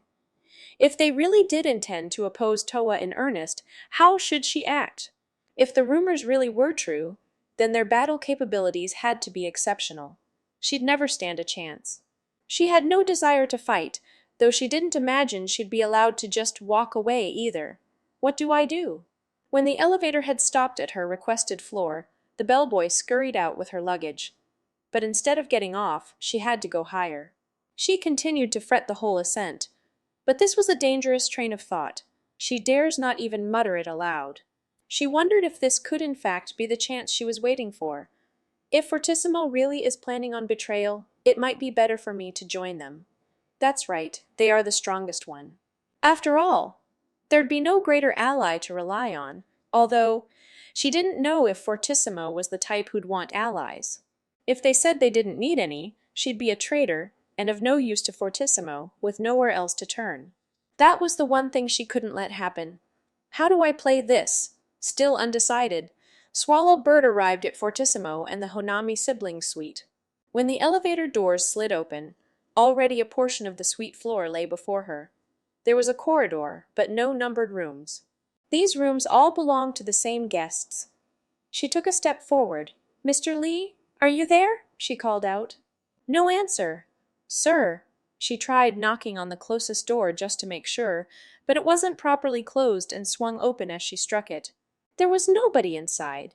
What? She peered around the room, but there was no trace of Fortissimo or the Honami siblings. They were gone. What does this mean? She was confused. She wasn't sure how to report this. Was Fortissimo even at this location? Was this not a trap that Toa laid out to test me? Unless she thought otherwise, how could anyone escape from a room on the top floor of a high-rise hotel without anyone noticing? In any case, it wasn't her responsibility if Fortissimo wasn't here. She'd have to report this. There was the contact from before. He should still be in the room she'd booked to spend the night. Shit! What does this mean? Swallowbird got on the elevator and started going back down. As soon as she arrived at the reserved room, she lifted her voice. Hey! What's going on here? There's neither hide nor hair Fortissimo in? She broke off mid-sentence. Huh? Her contact was there all right, but he was lying flat out in the center of the room, the whites of his eyes visible. He wasn't moving a muscle. And on the sofa across from him sat a man who began to speak to her. Can't say I'm especially hiding my hide or my hair, though, he chuckled. She didn't know the man. He looked almost boyish, but there was no doubt about it. Yai, you're Fortissimo. This was unexpected. She hadn't thought he'd approach her. But now that she thought about it, if there was no way for them to have escaped the hotel unnoticed, the logical conclusion was that they hadn't gone downstairs. She'd been blindsided. So, what should I call you? He asked as she stood there rooted to the spot. Swallowbird, sir. Aha, nice name, he nodded. So, Swallow Bird, I take it the TOA organization issued you an order to find out what I'm up to? That's right, she answered honestly. She knew that it was futile to resist. With her power, she could see into people's minds. Using her enhanced eyesight, she could read them through close observation of their facial skin. So she knew. This man wouldn't spare a second thought about killing her. Even when he had the luxury to relax, he didn't let his guard down for a moment. If she made even the slightest misstep, he'd attack her instantly. Yet despite this, he wasn't displaying a trace of hostility toward her. She knew this for a fact. She didn't know what he was up to, but this meant that Fortissimo hadn't turned against Toa. "So what are you planning to do?" he asked, grinning. "Did you kill him?" Her eyes turned to the bellboy on the floor. "What if I did?" "Ah, I just thought that if you did, it would be a pity. He hadn't revealed his identity to you. Since you approached him without informing him that you were a member, I would think that was rather imprudent," she said coldly. On the inside, she was shaking like a leaf. "Ha!" he snorted, seemingly impressed. "Calm judgment. Your answer works whichever side I'm on. You're a smart one. Thank you. Are you curious about which side I'm on? Stupid question, huh? You already know full well. I see, so that's your power." Fortissimo nodded to himself. One had to doubt at this point who was reading who. "There are things my power can't work out," she said, and Fortissimo smirked. "I'll bet so. Are you going to make sure of those things? If necessary? That's what you think, but I do wonder how that's going to go down. Meaning, Toa might have sent you here to gauge my reaction. It's true. After all, those guys never said a word to me." Swallowbird was lost. He wasn't making sense. "Do you know why you were dispatched here all of a sudden? Why it is you had to suddenly find out what Fortissimo's up to?" A grin was still plastered on Fortissimo's face. Swallowbird felt a chill run up her spine. "What? What was he trying to say? Don't tell me! He's trying to whisper something in my ear I mustn't know. Something that, if she were to learn of it, would by its own merit warrant her disposal at Toa's hands. There's no need for me to know such a thing." She could barely wring out the words. "Oh, really? Then what if I told you that if you don't want to know, I'll kill you here, right where you stand?"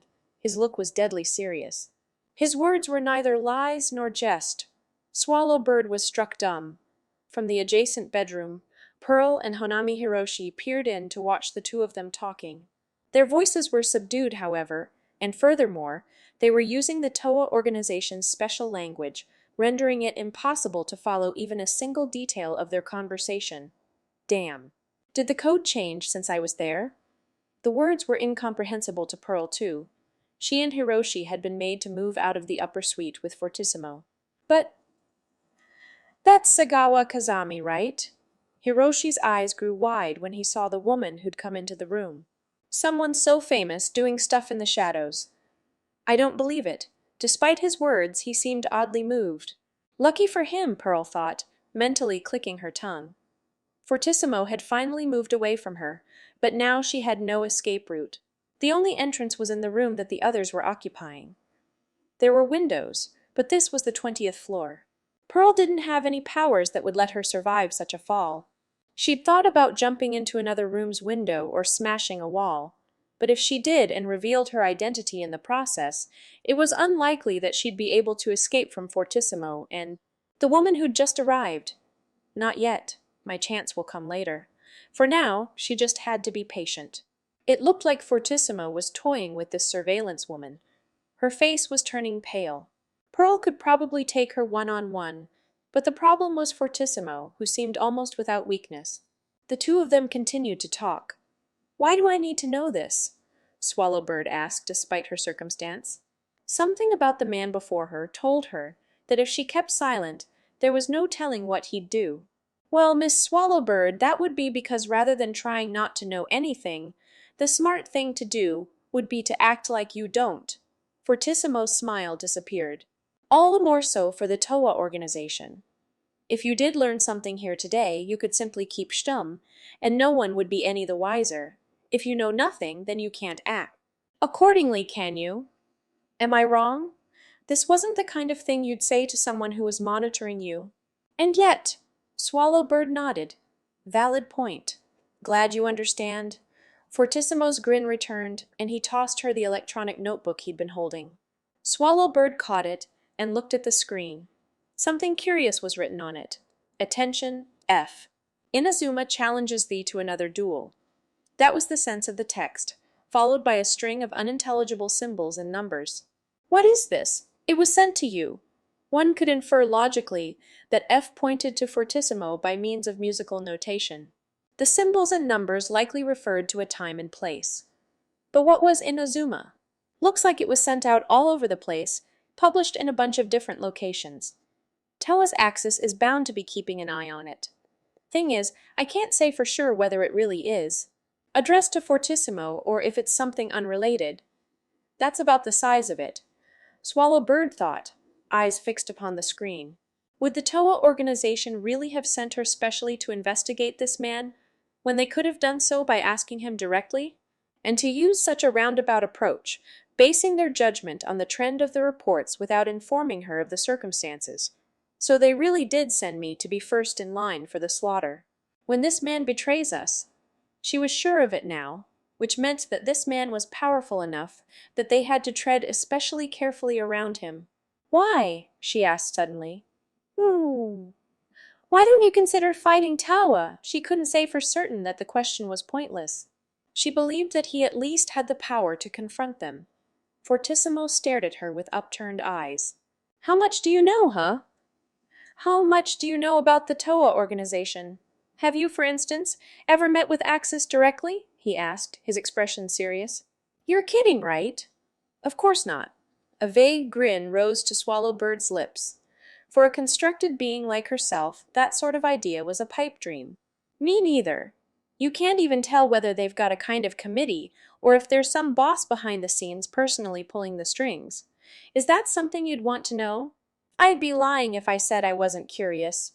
Not like you'd ever find out, eh? I suppose not, no.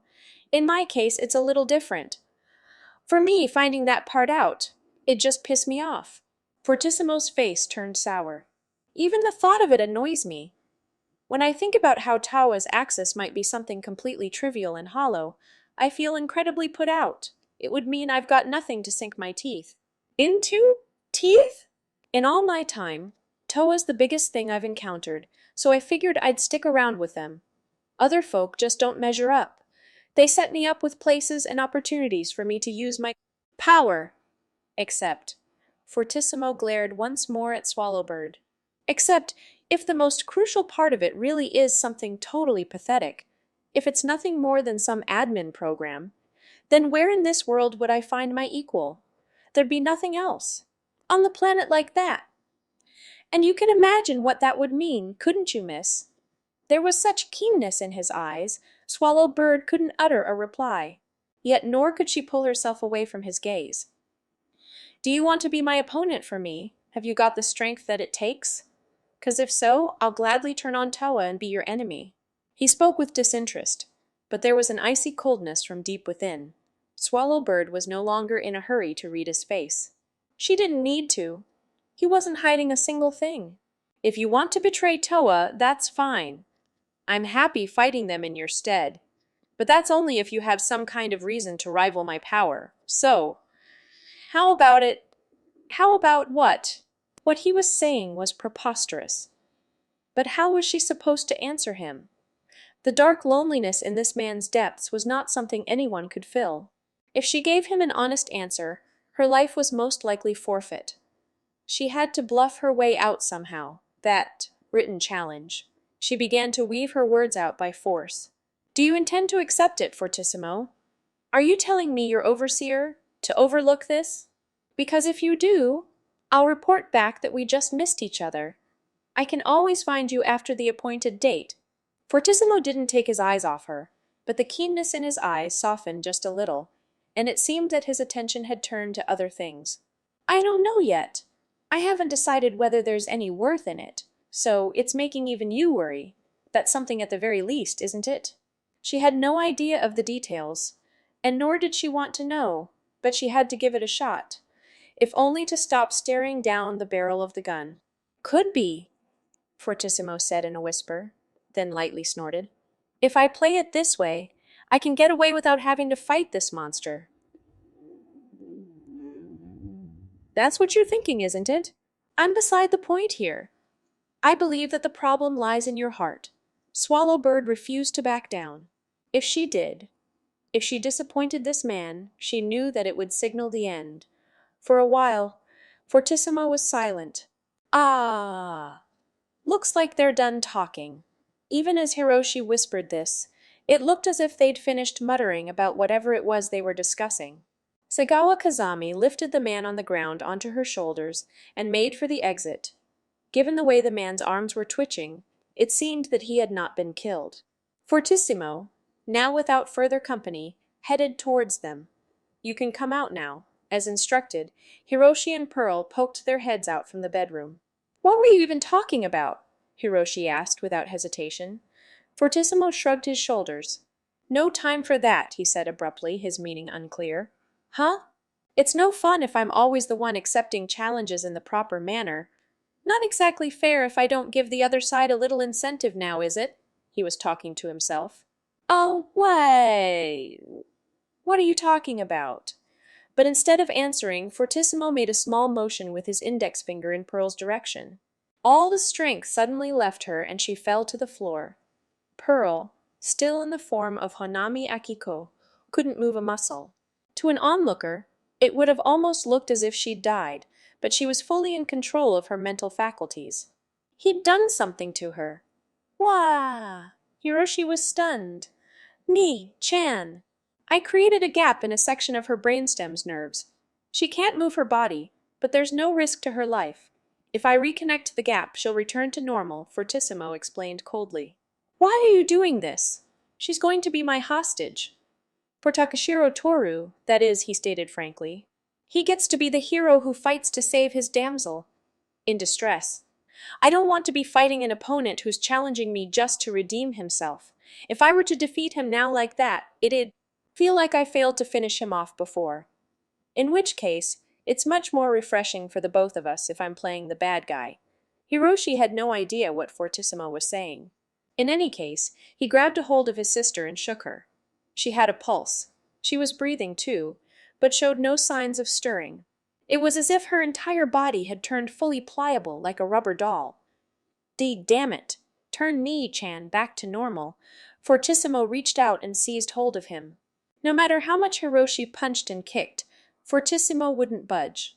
Every part of him, even his clothes, was rock solid.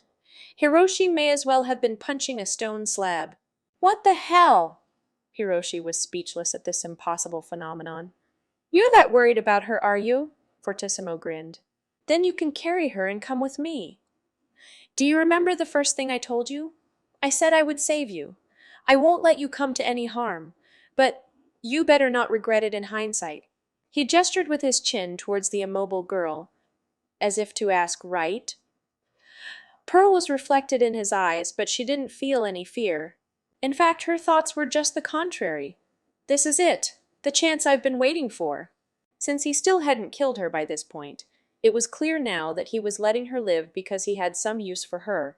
He may have immobilized her for now, but he'd have to release her at some point. And when that time came, that would be her one and only chance to survive and make her getaway. That's right. I won't give up. I refuse. See, come with you. Where are you planning to go? Asked Hiroshi, carrying Pearl. His voice was shaking. Let's see. He peered at his electronic notebook. It's a code, so we won't know the exact location until we get there. But if I had to take a rough guess, I'd say, oh, well, this is a surprise, he remarked. It's right in the center of the city, smack dab in the middle of the high-rise district. Sew. Ooh. Ew. The skies were wonderfully clear that day, but the winds were strong. It was almost typhoon weather. Garden trees bent heavily, and few had taken to the streets thanks to the dust clouds whipping up around them. Discarded pamphlets spun and swirled through the air.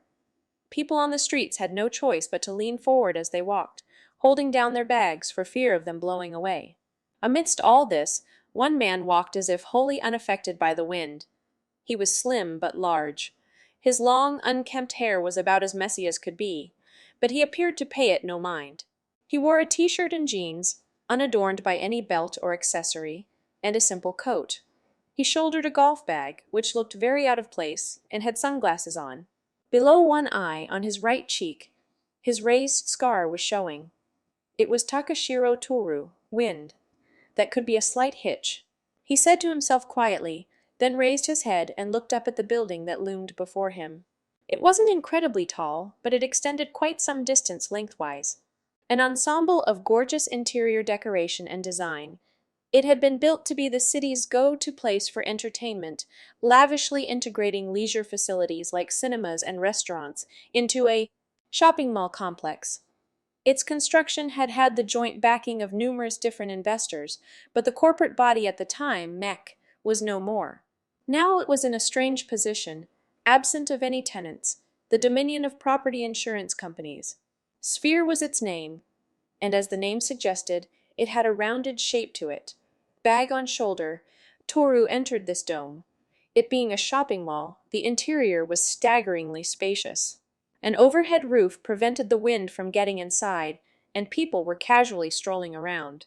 For noon in the middle of the week, it was unexpectedly busy. There was even a fountain at the center. Really? You're just going to walk on by. Just as Toru was passing by, he heard a voice right beneath him. He looked down to see a girl sitting on the fountain's edge, pointing to something. He followed her finger to a fallen paper cup, whose juice had spilled out and was mixing in with the fountain water. Toru looked at his golf bag. There was a juice-like stain on one corner. Did I spill it? Sorry about that. He thought it odd as he hadn't felt anything, but the proof was right there, and so he bowed. No, I'm not really bothered about that. With her tartan skirt and black beret, the girl looked a little like a rich young lady, but she had something of a tomboyish attitude. Probably not uncommon for girls these days, he thought, not being very au fait with girls himself. And at the feet of this girl with the black beret, there sat what he assumed was her luggage, a Spalding sports bag. Now what would a guy be doing here all on his own? This is a date spot, you know, she teased, tipping her black hat. Toru shrugged. You wouldn't believe me even if I told you, he said plainly. Black Hat narrowed her eyes. Planning on risking your life or something? Toru nodded. How'd you know? That's right. I'm on my way to a duel. Again, he openly admitted it, but it was hard to take as anything but a joke. Well, that can't be good. With all these people around? Asked Black Hat, going along with the joke. Toru replied with a serious look. I'll warn them. You should get out of here as soon as you can, though, miss. I don't think you'll need to worry about these folk. There should be just enough time to escape after the warning. You're making it sound like in just a few minutes. Sphere will turn into a hellhole and be erased from this world, replied Black Hat, also with an oddly serious look. You'd be correct. Why would you do such a thing? Without consideration for others, you mean? No, my question more lies in the necessity of your doing this. There was an odd rationality to her words, in the academic way she addressed him, but Toru didn't think it especially unnatural. He'd gotten used to the mood. It was as if Black Hat wasn't really a girl. Well, have you ever considered why it is that people fight? All people live to seek worth in life? She answered immediately. Toru ruminated on this, but then gently shook his head. If only that was possible, he replied. Meaning you've already found your worth. More like I've already lost it, in my case, Toru said wryly. Someone said something to me once. I forget where exactly, but I think it was. People live to battle the possibilities within themselves. I don't fully understand it, but I think I kind of get where they're coming from. Right now, there's one possibility that exists inside me, and there's no way in hell I'm dying before I get to use it. I think that might be the gist of it. You directly connect testing that possibility to living. Now that strikes me as a very practical life. You might be right about that, Toru laughed. It was an odd conversation. Not the kind you would think could have developed from a girl who started speaking to a man on the roadside. But Toru had gained a sense of stability out of it. Things like finding meaning in life are luxuries far beyond my means now, seeing as how I've trampled all over what's most important to me. The one who got trampled might not necessarily want you to be doing such things. Toru bit his lip and pondered, but soon replied, I'm sure he doesn't. And I won't blame him for it either. It's my problem and mine alone. A selfish, shameless one at that. Is that frustration I'm seeing at the root? No? Anger? I doubt it. Black Hat nodded inquisitively, and then broached another thought. Then, what about fear? Maybe, but I'd rather not choose that as my reason. That comes second place, that comes second place, he said, shaking his head. At this Black Hat shrugged. I wonder if you know, she said, suddenly changing tack. Know what? Certain kinds of strength, special talents. These things never work out well from the outset. Most people act much like they did in the past, and grasping at similar things, they fail, she said, affixing her gaze on Toru with upturned eyes. Toru wondered what she was trying to say. His power, Inazuma, was seeing his enemies' weaknesses, striking with precision at their weak points, perhaps. Was she saying that it was in its infancy, so it was bound not to work well? Toru took off his sunglasses. It exposed his freshly scarred face and eye, but Black Hat continued as if completely unbothered by them. There was a woman among those I knew. She was gifted with a very special talent to perceive the weaknesses in people's hearts, but she never learned to master it, and in the end became an eater. Of fear, Black Hat said with a sigh, then looked Toru directly in the eye. A great many carry similar things, each failing in their own way. But I don't believe it was at all wasted on them. Their efforts are carried on by those who succeed them, even if that person is, unaware of those who came before. The fact that they once existed, be it near or far, is sure to leave a mark on them, meaning that someone came before me too. What you are doing here is certainly not something that belongs to you alone. You, all of you, may not know it, but you shoulder the will to break through, a feat many could not achieve. Toru stared at Black Hat with his one eye. He no longer believed their meeting pure chance, but this fact did not concern him. You believe that if I fail, someone else will pick up the reins, perhaps. Then, even more reason for me not to give up. Wouldn't want someone else taking up the mantle to do a thing like this. He smirked.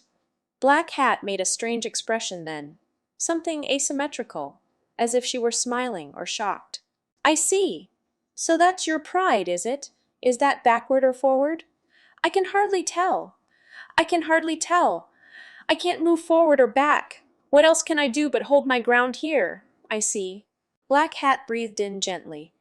If the balance had shifted even slightly, you would have become an enemy of the world. Without lending a thought to what those words meant, Toru's eyes turned to his watch. Whoops, it's almost time. So, do you plan on stopping me? No. I have no reason or need to. Do as you will, she announced, spreading her arms wide. Toru smiled wryly, then donned his sunglasses and turned on his heel. See you around then, whoever you are, though. Why is it? In the process of leaving, he turned back, pulling his sunglasses down to peer over them. It feels weird, you telling me I can do as I please. It's a bizarre feeling, like I've just been encouraged by a sworn enemy from 100 years ago. Black Hat simply raised an eyebrow in silence, and then, playing dumb, simply said, Well, best of luck to you. My thanks, said Toru, keeping up the pretense, then hid his eye once again, adjusted his bag, and stepped into the building. Black Hat watched him go, and then, once he had disappeared through the entrance, looked up at the tall ceiling. Its rounded edges made you feel as if you were looking from the inside of an eggshell. So, the hellscape begins. Give it some time, and he surely be on his way too, murmured Black Hat. She then removed the beret from her head and, Spalding bag in hand, stood up. Outside, the wind, which had been so fierce, had settled like a distant memory.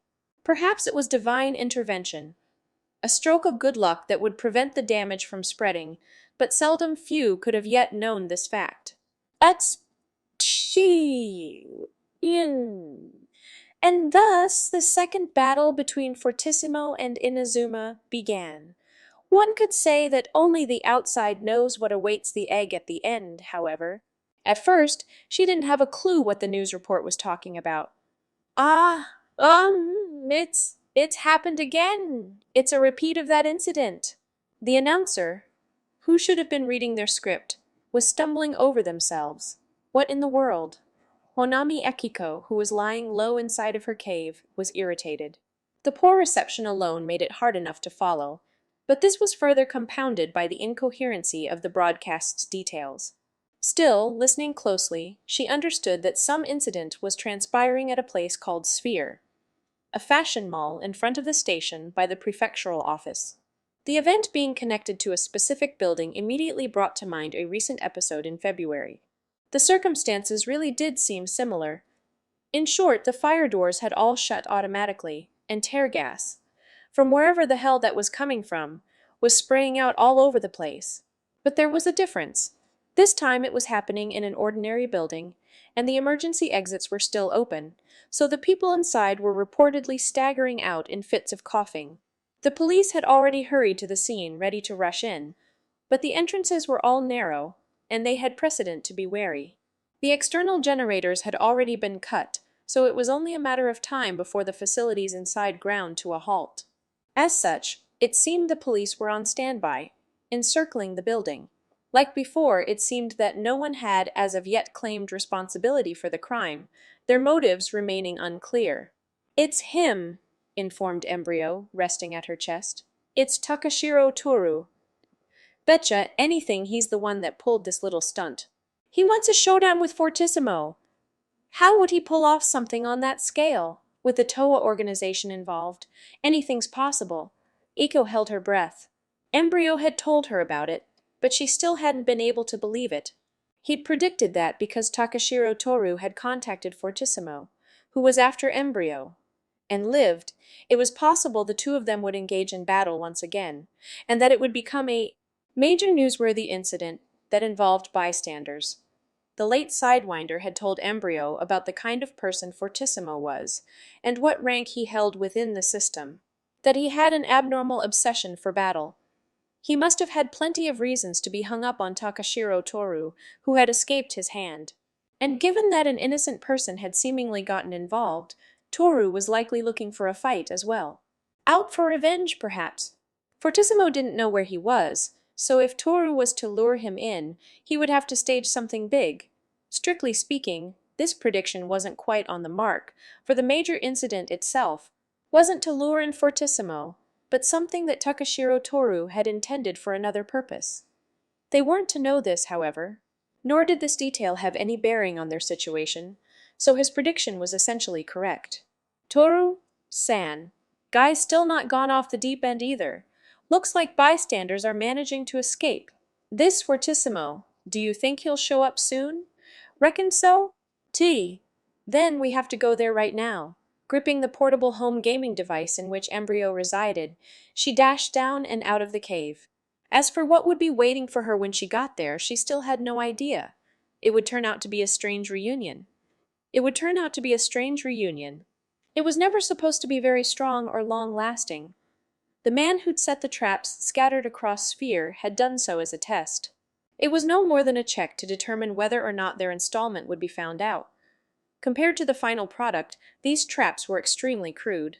And there had been one more great equally crude trap prepared, one rather closer to its intended purpose. But the man had decided to favor more reliable methods, and so in the end abandoned this idea. As the mist-like gas began to clear, two figures advanced.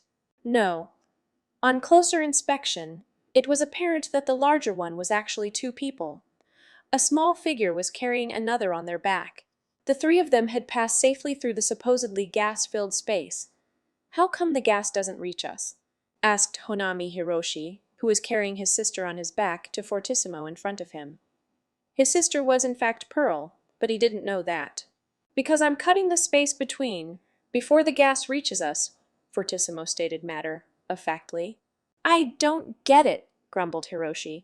Though Fortissimo had shown his true colors and incapacitated his sister, for some reason Hiroshi couldn't bring himself to feel frustrated at the betrayal. For such a suspicious guy, Hiroshi hadn't felt much reluctance to tag along with him all this time. In fact, he was a scaredy cat, so it was a little odd for him, really. Carrying his immobile sister, he followed behind Fortissimo. They'd come from their hotel hideout by car, so he'd had to carry her from the underground car park all the way here. But he didn't feel especially exhausted or that he was carrying a heavy load. In fact, she wasn't heavy at all. His sister was oddly light. It was as if she were a little child, even younger than him. His sister was taller than him, so he'd thought that their weight would be about the same. Bemused, he walked on, wondering if girls were actually a lot lighter than they looked. Though, when exactly are you going to bring Nishan back to normal? Asked Hiroshi. That depends on Takashiro Toru, Fortissimo chuckled. What kind of reaction will he have when he sees our Honami Akiko? That's about what I'd like to know. He'll want to save her, obviously. Now wouldn't that be fun? He will. Well, we'll find out soon enough. Fortissimo paused shortly before their intended destination. They were at the entrance to a theater lobby, 7 floors up. There were no performances today, it seemed, and a no-entry sign had been hung up. The way was barred by thick, heavy doors. That's... Hiroshi's voice slipped out. Fortissimo fell silent. The doors were closed, all right. Perhaps they'd even been locked. But they had been rendered meaningless, for in the wall immediately to their side, 4 inches thick with soundproofing material, was a round hole. But it wasn't that someone had smashed through it. The wall had been sliced clean out, as if a hole punch had made its way through paper. Silently, Fortissimo observed the cross-section. It was filled with woolly soundproofing material, but there wasn't the slightest trace of it being pushed in or sticking out. It was as if such a hole had been there from the very start. Making a hole like this. That means, just as Hiroshi began to cough, Fortissimo firmly grabbed the boy's shoulder. Hey, you two get back for now, huh? I'll call you later. For now, find somewhere to hide, said Fortissimo quietly. But why? I've changed my mind. I need to go check on something quick. There should still be time. The corners of his mouth had curled slightly, into a smile. Faced with that chilling expression, Hiroshi was compelled to retreat as he was told. Shouldering his sister, he took cover in the space between a row of vending machines and a bench. Fortissimo stood before the doors to the theater, alone.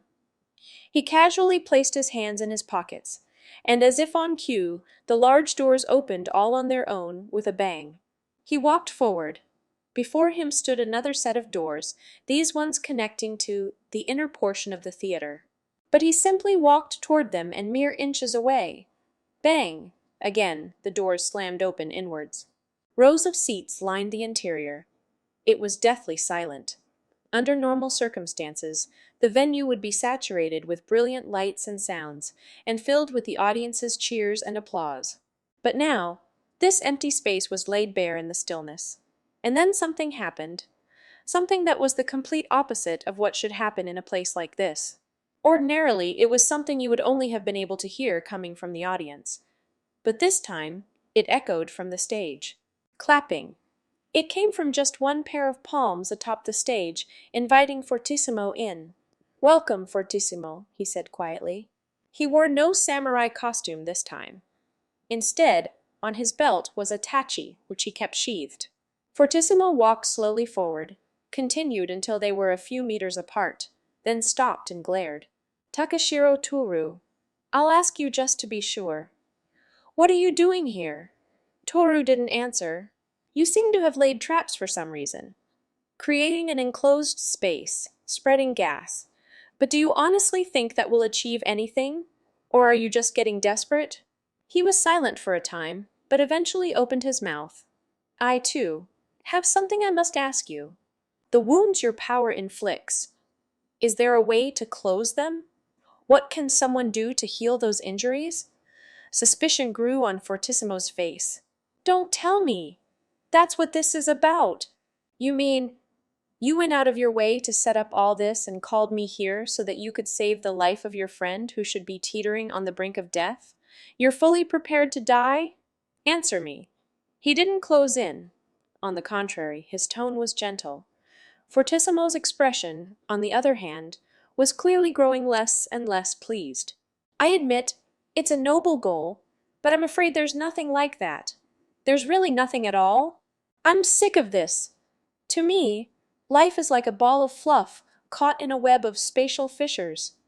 His very life was practically cut.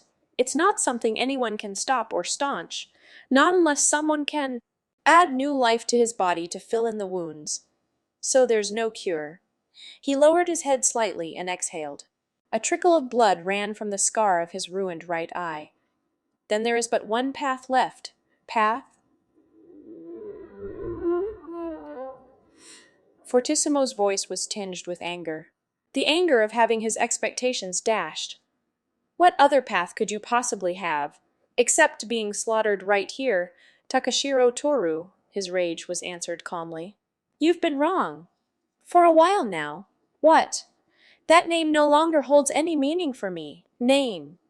What name? Now that I know there's no way of saving him, it means even less. Like I said, what the hell are you talking about? You were the one who named me. You told me that all I had left was to be your opponent, that only that name remained. At last, Fortissimo grasped the meaning behind his words. I see. He removed his hands from his pockets. So you're prepared. All right. Then how about you show me the measure of this resolve of yours? Inazuma, he took a step forward. And then something hitherto unseen happened. The one with Itachi at his hip moved back. Fortissimo was roughly 5 meters apart. He did not attempt to reduce that distance. Again, Fortissimo took a step forward. Again, he moved back. Ah! Fortissimo suddenly shot him a look. Why are you retreating? You must know the answer to that far better than anyone, he said quietly. His manner of speaking barely resembled the impulsive, a fault Takashiro Toru that Fortissimo knew. Fortissimo, surely you can't have thought I'd seen nothing in our first battle. He had seen, and he had thought. He'd thought of nothing else but that the entire time in the holding cell, he'd ruminated upon the events of that battle many thousands of times inside his head. He had analyzed, predicted, and imagined over and over again. The reason I won't blindly approach you is because this is your effective range. If I gain more distance, are you sure you'll be able to launch your attacks accurately? Though his words stated the facts, Fortissimo's expression was unchanged, emotionless. And here's another aspect of your power. Once you deploy it, no one, not even you, can stop it. That's why your attacks must be precise and subtle so that you aren't consumed by their overwhelming destruction yourself. It's why at first glance, it looks like you draw up to your opponents in a state of defenselessness. But it's not because you've got guts or because you have absolute faith in your abilities. It's because if you don't, you won't be able to strike. Fortissimo remained impassive to the one-eyed man's words. And what of it? To this simple response, however, his opponent shook his head lightly. Of course, I won't have been the first to work out this much, he responded calmly. And it's not about to make your absolute defense fall apart either. If I were to face you 1,000 times in an ordinary bout on equal footing, I'd surely lose 1,000 times too, however. He put a hand on his sword. In the right environment, under exceptional circumstances, you'd win 998. You're saying that you can win twice? What? You think that this right here is one of those times? You really think you can win? Against me? Fortissimo? No, I won't win, but you'll lose, he declared. In the face of this fearless declaration, Fortissimo did not grin as he had until now. He did not smile. He remained as straight-faced as a no mask. You think you know me? He said. The words rung out under his breath. A defeated dog like you who's failed over and over again. I've never lost, not even once. And yet you claim to know me. He took another step forward. But this time, his opponent didn't step back. Instead, he shifted to the side. The positions of their standoff had subtly changed. And the opponent staring him down, the man named Inazuma, softly spoke. I don't know you, and I doubt you know me either. So, in this sense we are even. Then we don't need any restraint or mercy, do we? Fortissimo kicked off the floor and charged. An explosion of flying matter thundered all around. Ow! She! Hun! Honami Akiko's head jerked up. She thought she'd heard something coming from sphere up ahead, something that sounded like a scream. Ma'am? What's up? Embryo asked. And no, it's nothing. I probably just imagined it. She shook her head, and then took in the scene before her once more. The police were there. It was the squad who'd been dispatched to encircle the building. They'd huddled together at one of its 7 entrances to stop anyone coming out or trying to get in. But they didn't even attempt to stop Honami Akiko, who stood immediately before them. Or rather, they couldn't. But isn't this what's going on? Indeed they had, for reasons unbeknownst to her, all passed out and were sprawled on their backs. Just to the side, what appeared to be a woman's beret lay on the ground, but they hadn't noticed it.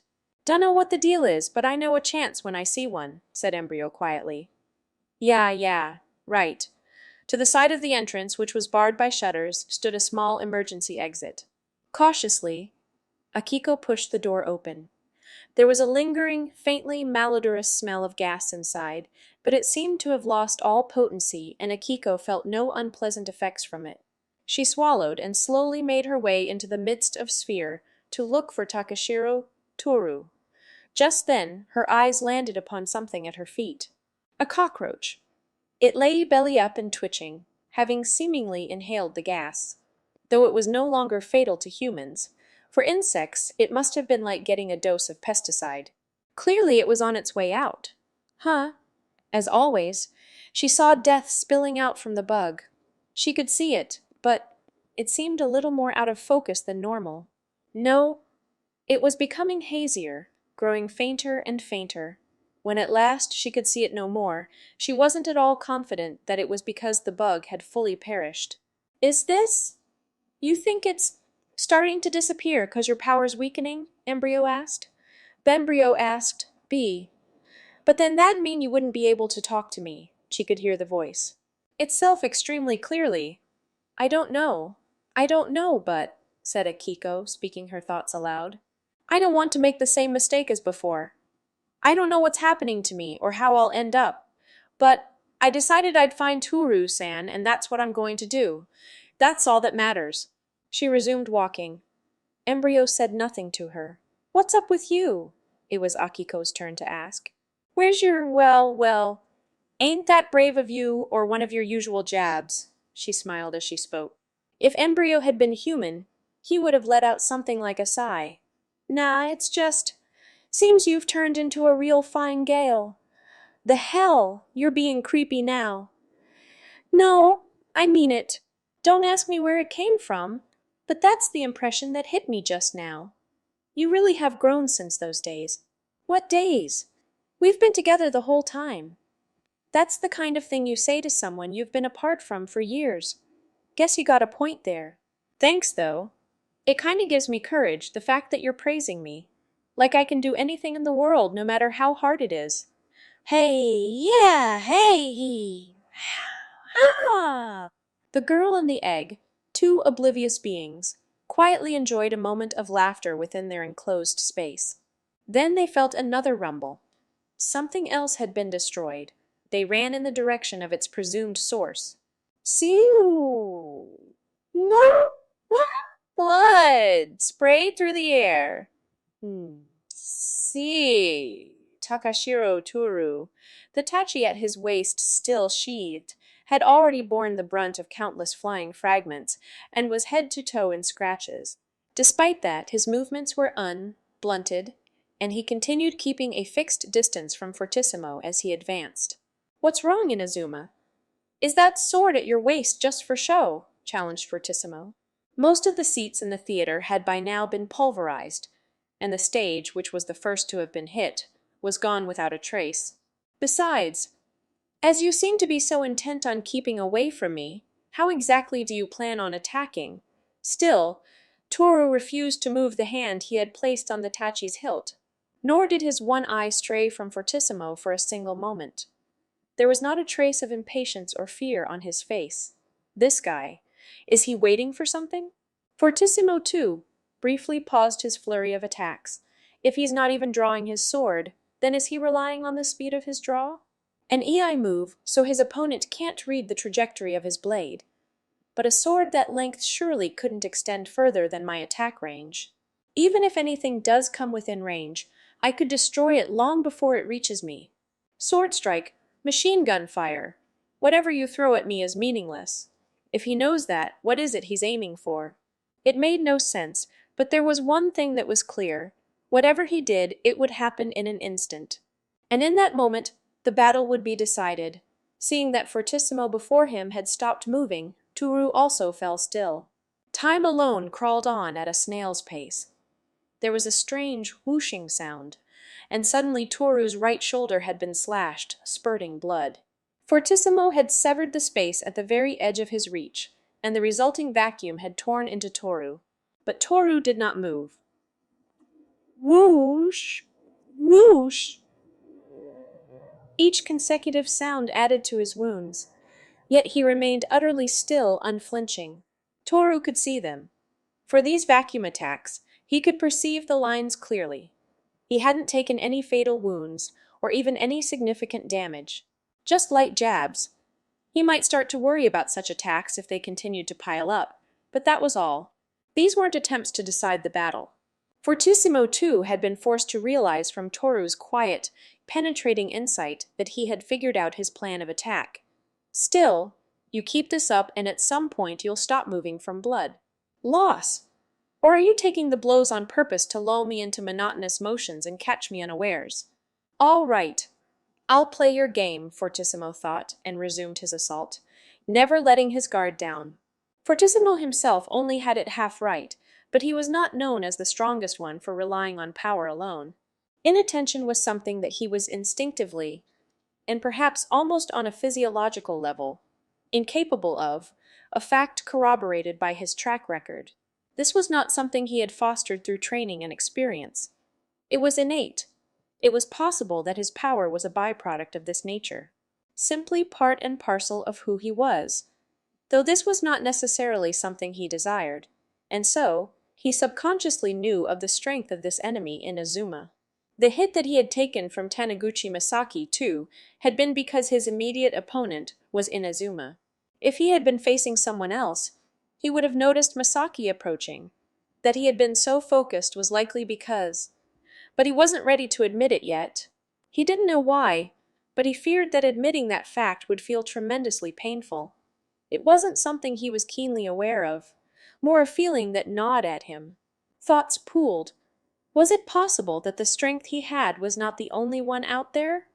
Was he, in fact, not alone? Etch. He lightly clicked his tongue, even as he attacked. In Toru's case, his power was not something he had been born with. So yes, he would let his guard slip, lose himself to his emotions, and make mistakes he could never undo. But it was for that reason that he stood here and now. If he'd let his instinct control him, he would have fled long ago. The strength found in nature is only predicated on how long you can survive, nothing more. But he wasn't like that. And that was why he didn't run.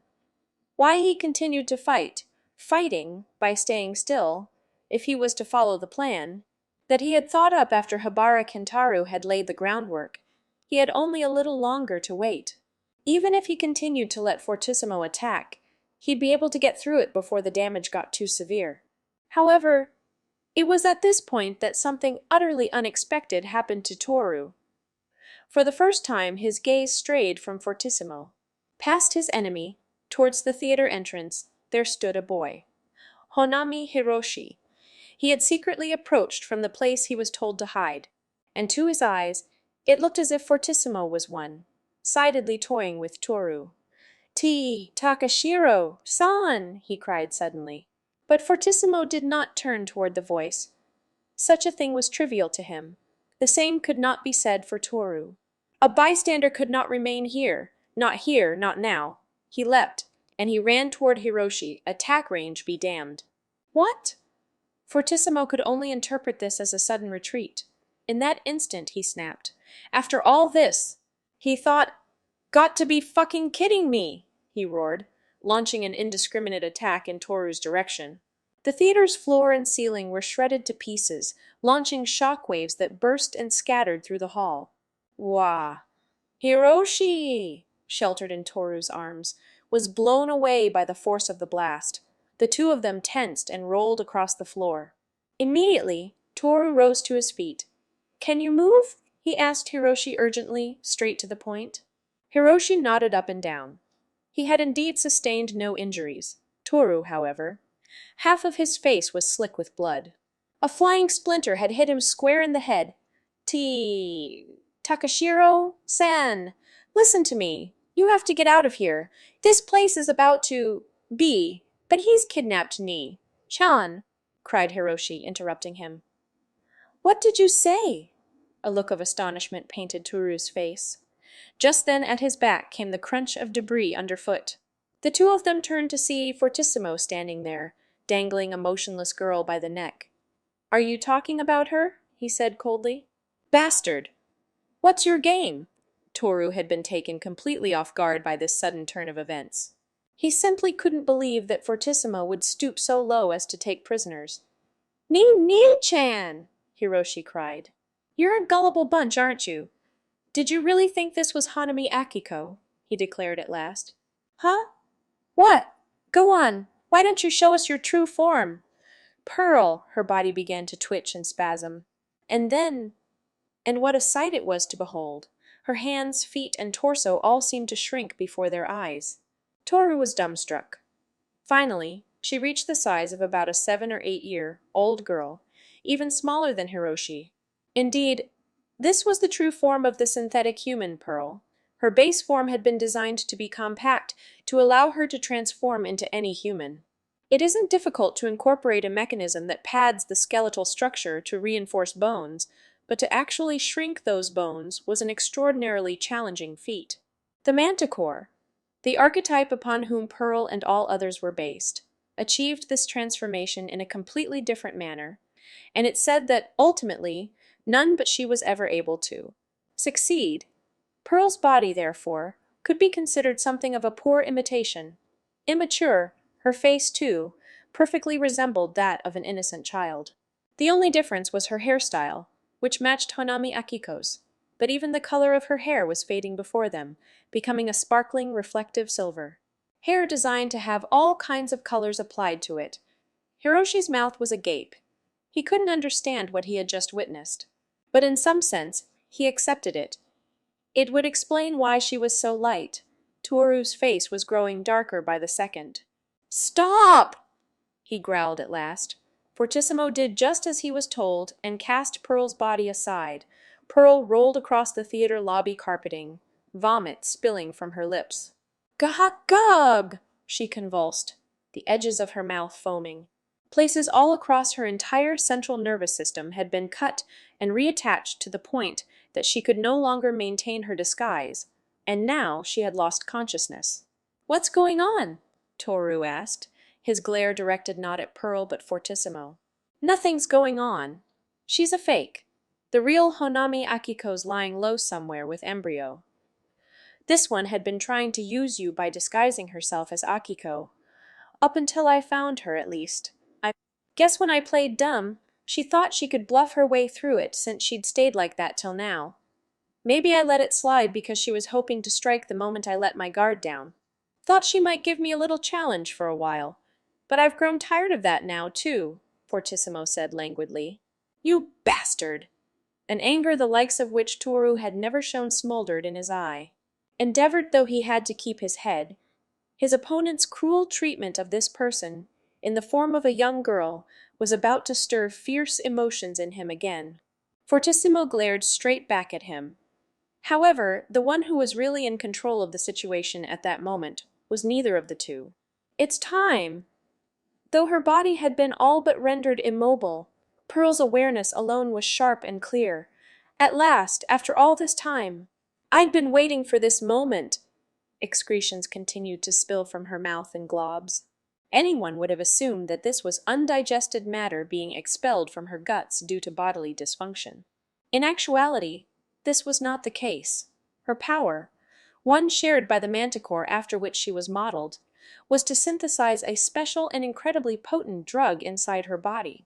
It was something she had been storing within her the whole time, and its effect was plain and simple: to corrode, rot, and destroy.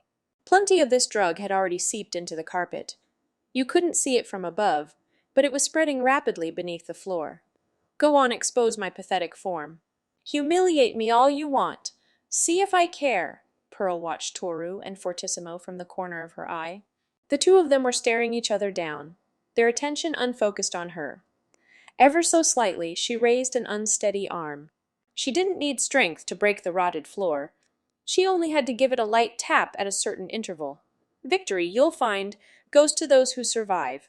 And as Pearl was on the verge of that motion, her eyes met with Honami Hiroshi. He was staring at her. She cast a wicked grin to her little brother.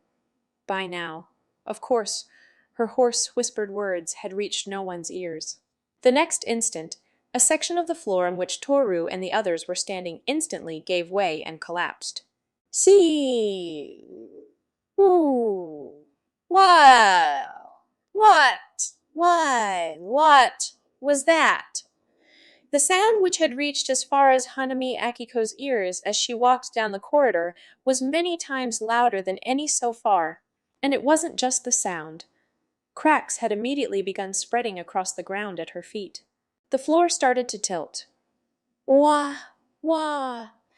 She clung to a nearby pillar. This turned out to save her life. If she'd still been standing where she was, the ceiling would have come down on top of her. Beneath the floor that Pearl had destroyed had been the building's mechanical fulcrum. Its collapse would start a chain reaction, pulling parts of Sphere sideways and causing them to fall apart in turn. Though the structural elements had been built to withstand vertical impact, the horizontal plane had not been adequately accounted for. Whole floors, stratified one atop the other, would soon come crashing down. Hey! Certain areas were falling apart while others were not, it seemed. Like a haphazard game of dominoes, in which the occasional piece was left standing. Things came tumbling down from holes in the ceiling. Bits of flooring, steel frames, and, from a clothing store up above, it would seem, even several limbless, dust-covered mannequins, all piling atop each other. If everything above had given way, such a number of objects wouldn't have been falling down. The destruction did indeed seem to be sporadic. As she listened to the sounds of this ongoing cascade of ruin, Akiko realized something strange. The pose of one of the mannequins that had fallen was off. It looked like a small mannequin for displaying children's clothes, but it was lying there on the ground, as though it were sleeping. It adhered perfectly to the ground, as if it had been sculpted that way. Unless— "Ah, yee!" she screamed. It was an actual child. The body had been so caked in dust it looked ashen, but the color of the hair beneath looked silver. It wasn't moving. Ah, are you okay? She rushed to try to help the child up. Just then, its body jerked with a start. Crick, crack. Its entire body seemed to creak. And just when she thought it had stopped moving, it sprung up as if an alarm clock at full blast had suddenly woken it from a deep slumber. The child stared at Akiko wide-eyed. You look lively enough." As Akiko spoke, a wide smile grew on the silver-hired girl's lips, the lips of Pearl's recovered body. "Honami Akiko!" she cried. "Of all the places you could have been! So that must mean—" And then, something that Akiko could not have believed possible happened. Pearl's arm grew to several times its length, and with it snatched away the game unit at her chest. Finally, her arm shortening at the same speed that it had extended, Pearl pushed Akiko aside and sprung up. "At long last I have it! I have the embryo! That which grants the worthy the power to fight the world," she declared exultantly. "Serves you damn right, Sidewinder! Fortissimo! See? In the end, it's me who gets the last laugh." At the peak of her triumph, she threw her head back and cackled. Huh? Akiko, unable to grasp the situation, was speechless. Pearl paid her no attention, simply gazing at Embryo and laughing. "Do I have the power? Well, if not, it's just a case of finding someone who does." As Pearl spoke, something in her changed. With a look of surprise, she turned to stare at Akiko. What? It was the look of a human who had been taken completely off guard. Dumbfounded. What is this? What the hell is this? She muttered incoherently. Now that Akiko noticed, her gaze wasn't directed at Akiko herself. She was looking at something behind her. But that's insane. This is your future, but that's. The color was rapidly draining from her face as she spoke these cryptic words. What was she seeing? No, by touching Embryo, she'd become able to see something. So, what was it that she perceived? You're kidding! Like hell am I getting mixed up in that, she screeched at Fever, pitch-flinging Embryo, which she had sought for so long, away. Then she turned to a wall and sprinted towards it. Just when it seemed she'd crash straight into it, a spray of chemicals erupted from her mouth, and she punched straight through the weakened wall. Just like that, she was gone. It had all happened in an instant. Akiko was bewildered.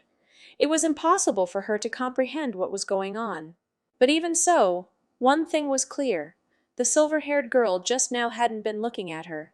She had been looking past her, speaking to someone beyond, which meant, slowly and cautiously she turned. Lo and behold, he stood there before her silently. She hadn't even noticed him show up. We meet again, Honami Akiko. A black hat and a white face, wrapped top to bottom in a black cloak. She'd never met a strange character like this. You don't remember? No, I don't suppose you would. Black Hat snorted lightly through his nose and walked forward, slipped by her, and picked up Embryo from the ground. So, this is the egg, he said, and swiftly pocketed it. Akiko didn't know who he was. She shouldn't have known. If she'd met someone like this, she would most certainly have remembered. And yet, and yet some instinctive fear had gripped her body in a vice. Suddenly, she recalled a rumor one of her school friends, whoever it was, had once told her. I heard they appear when someone's at the peak of their beauty, to kill them so they don't grow any uglier. They've got a black hat and black cloak, and their name is, yeah, that's right. She wondered why she hadn't taken the story seriously. She hadn't paid it any real mind. But as she recalled, the curious name she'd been told back then was Boogiepop. The figure turned in response. But upon seeing the pallor of her face, this Boogiepop character responded. You don't seem to have remembered, Hanami-san. I imagine that she would prefer it this way as well. What are you? Questions such as what I am are inconsequential, stated Boogiepop plainly. The problem at hand would be you. I'm referring to that power of yours, the one that still haunts you. Huh! Akiko felt like she'd been jabbed in the chest. Incidentally, where have you been these past few days? He asked. Huh? That's. It's not just me who's been looking for you. Kiramanagi's been searching too. She knows this city inside out. How did you know of a place that could elude her? Well, surely you're not going to tell me you're shrewder than her. You already did those sorts of things in the past. Sometimes you needed a safe, secluded space. Your memories of what you did, however, are gone. So how could you have known? Did someone tell you? You don't even know yourself, do you? With a deft movement, Boogiepop presented something between pinched fingertips. It was a bug, a scarab beetle, but it was limp and unmoving and seemed to be either dead or on the precipice of death. Akiko saw in it a vague form of death. It was the same as the other time. No, it was even hazier than before. Ah. As if having read her expression, Boogiepop nodded. As I thought, your power is nearly depleted. Though it comes as no surprise. There was but a fraction left to begin with. Ah. A fraction left. Akiko didn't understand what she was being told. What are you talking about? I used this power to save a dying person's life, and, as she said this, Boogiepop snorted, as if taking her for a fool. You used that power to do such a deed? What's so funny? Akiko said, raising her voice. She felt like she'd been treated terribly unfairly. Did you believe that you had the right or reason to do with life as you pleased? Boogiepop's voice was predictably cold. Well, well. Indeed, you had no such thing. You are, after all, just a girl. There is no way you could have a power that, used in the right manner, has the potential to rewrite the world. You merely borrowed it. The words were harsh. It was like telling a child struggling to understand the concept of addition that they were hopeless and slow. Akiko was lost for words. But Boogiepop spared her no mercy. All you've done is squandered that which others have spent blood, sweat, and tears to attain. People who made every effort to harness it. But it's too hard, you whimper. Did you not curse such power when you first discovered it?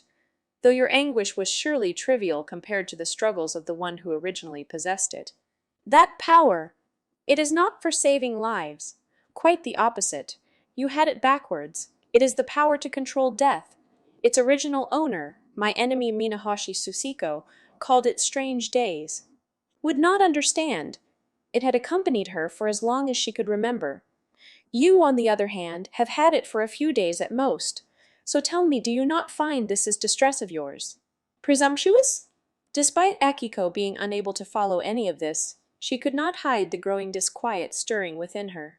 She was using you in the past. No, perhaps she was not aware that she used you. I doubt you thought you were being used by her either, back when you were the Miko, as the two of you were of one body. Back then you would have been using each other, neither taking full command to achieve that unending dream. Boogiepop sighed. Well, it's not as if anyone remembers at this point. All those memories she carried with her to the grave. I've met you before, haven't I? Said Akiko, her voice quivering. This power was, it belonged to the person who was your enemy. And I was one of your enemies too, wasn't I? She felt tears well up in her eyes as she spoke. It was a funny thing. She didn't know why she was crying, but for some reason the tears wouldn't stop falling. She felt that it must have been something very, very important. But now it was no longer inside of her. That fact alone was something she could be sure of. If she'd forgotten, then she only had to recall. But her subconscious understood that it was no longer there. Well, consider yourself fortunate, said Boogiepop bluntly, indifferent to her sobbing. If a fragment of that power had remained, sooner or later it would have grown inside you, and the weight of its potential would have crushed you to death. Better for it to have left you now, while it was still immature. You have the egg which dragged out the power to thank for that. Ah, Akiko snapped to her senses. That's right. There was something more important to her right now than her lost memories. Well, what are you going to do with Embryo? The reason he'd set out to such a place had been to acquire the egg, it seemed. I see. It's called Embryo, is it? What shall I do with it, indeed? He smirked. Shall I treat it as a dangerous object and destroy it? Or should I use it to forcibly draw out the possibilities in all sorts of people and pluck my wood? Be enemies before they have the chance to bloom? It was a malicious and unscrupulous attitude. He was clearly enjoying himself. But Akiko hadn't had time to get angry. Her cheeks still wet from the tears, she cried, Please don't kill him. Boogiepop raised an eyebrow. Killing things happens to be my job, he said coldly. But Embryo's done nothing wrong. Some of those I have killed in the past were not particularly bad. It was simply that they were not compatible with this world. In Embryo's case, I wonder. That's... Embryo harbored something extremely dangerous. This had already been proven in recent days with Countdown. But even so, if that's your argument, is there anything in this world that's completely harmless? Isn't anyone or anything capable of making the world a dangerous place if they take the wrong step? She did think she was taking it a bit too far, but it was the truth. Borrowed it may have been, but if someone like her had possessed a power that could gather all life in the world and make it one, surely there was a similar element of risk with anyone.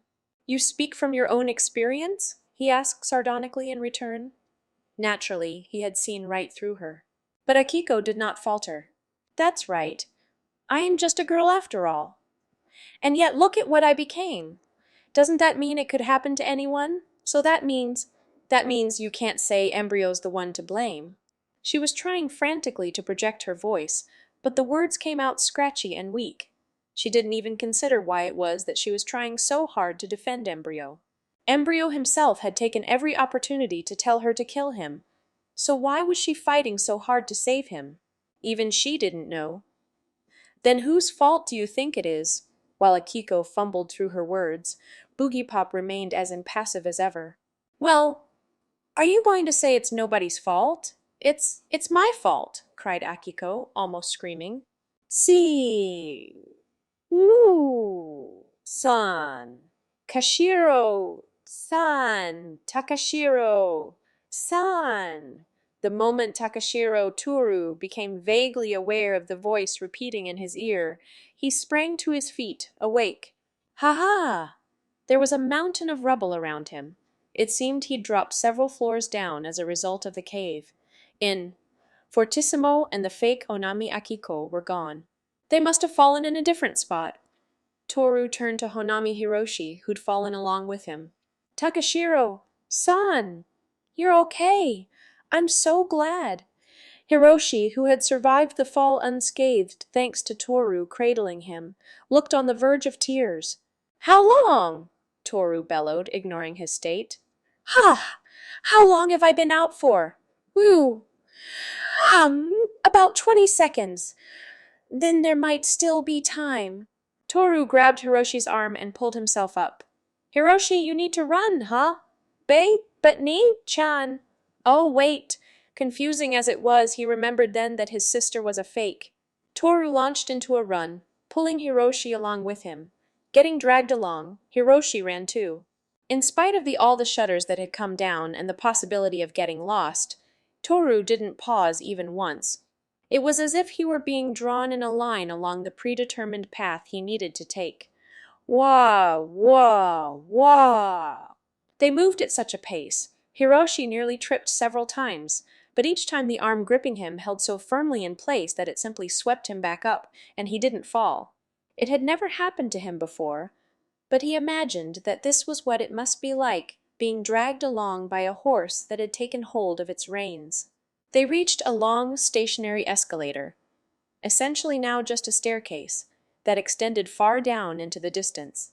Here, Toru finally stopped and let go of Hiroshi's arm.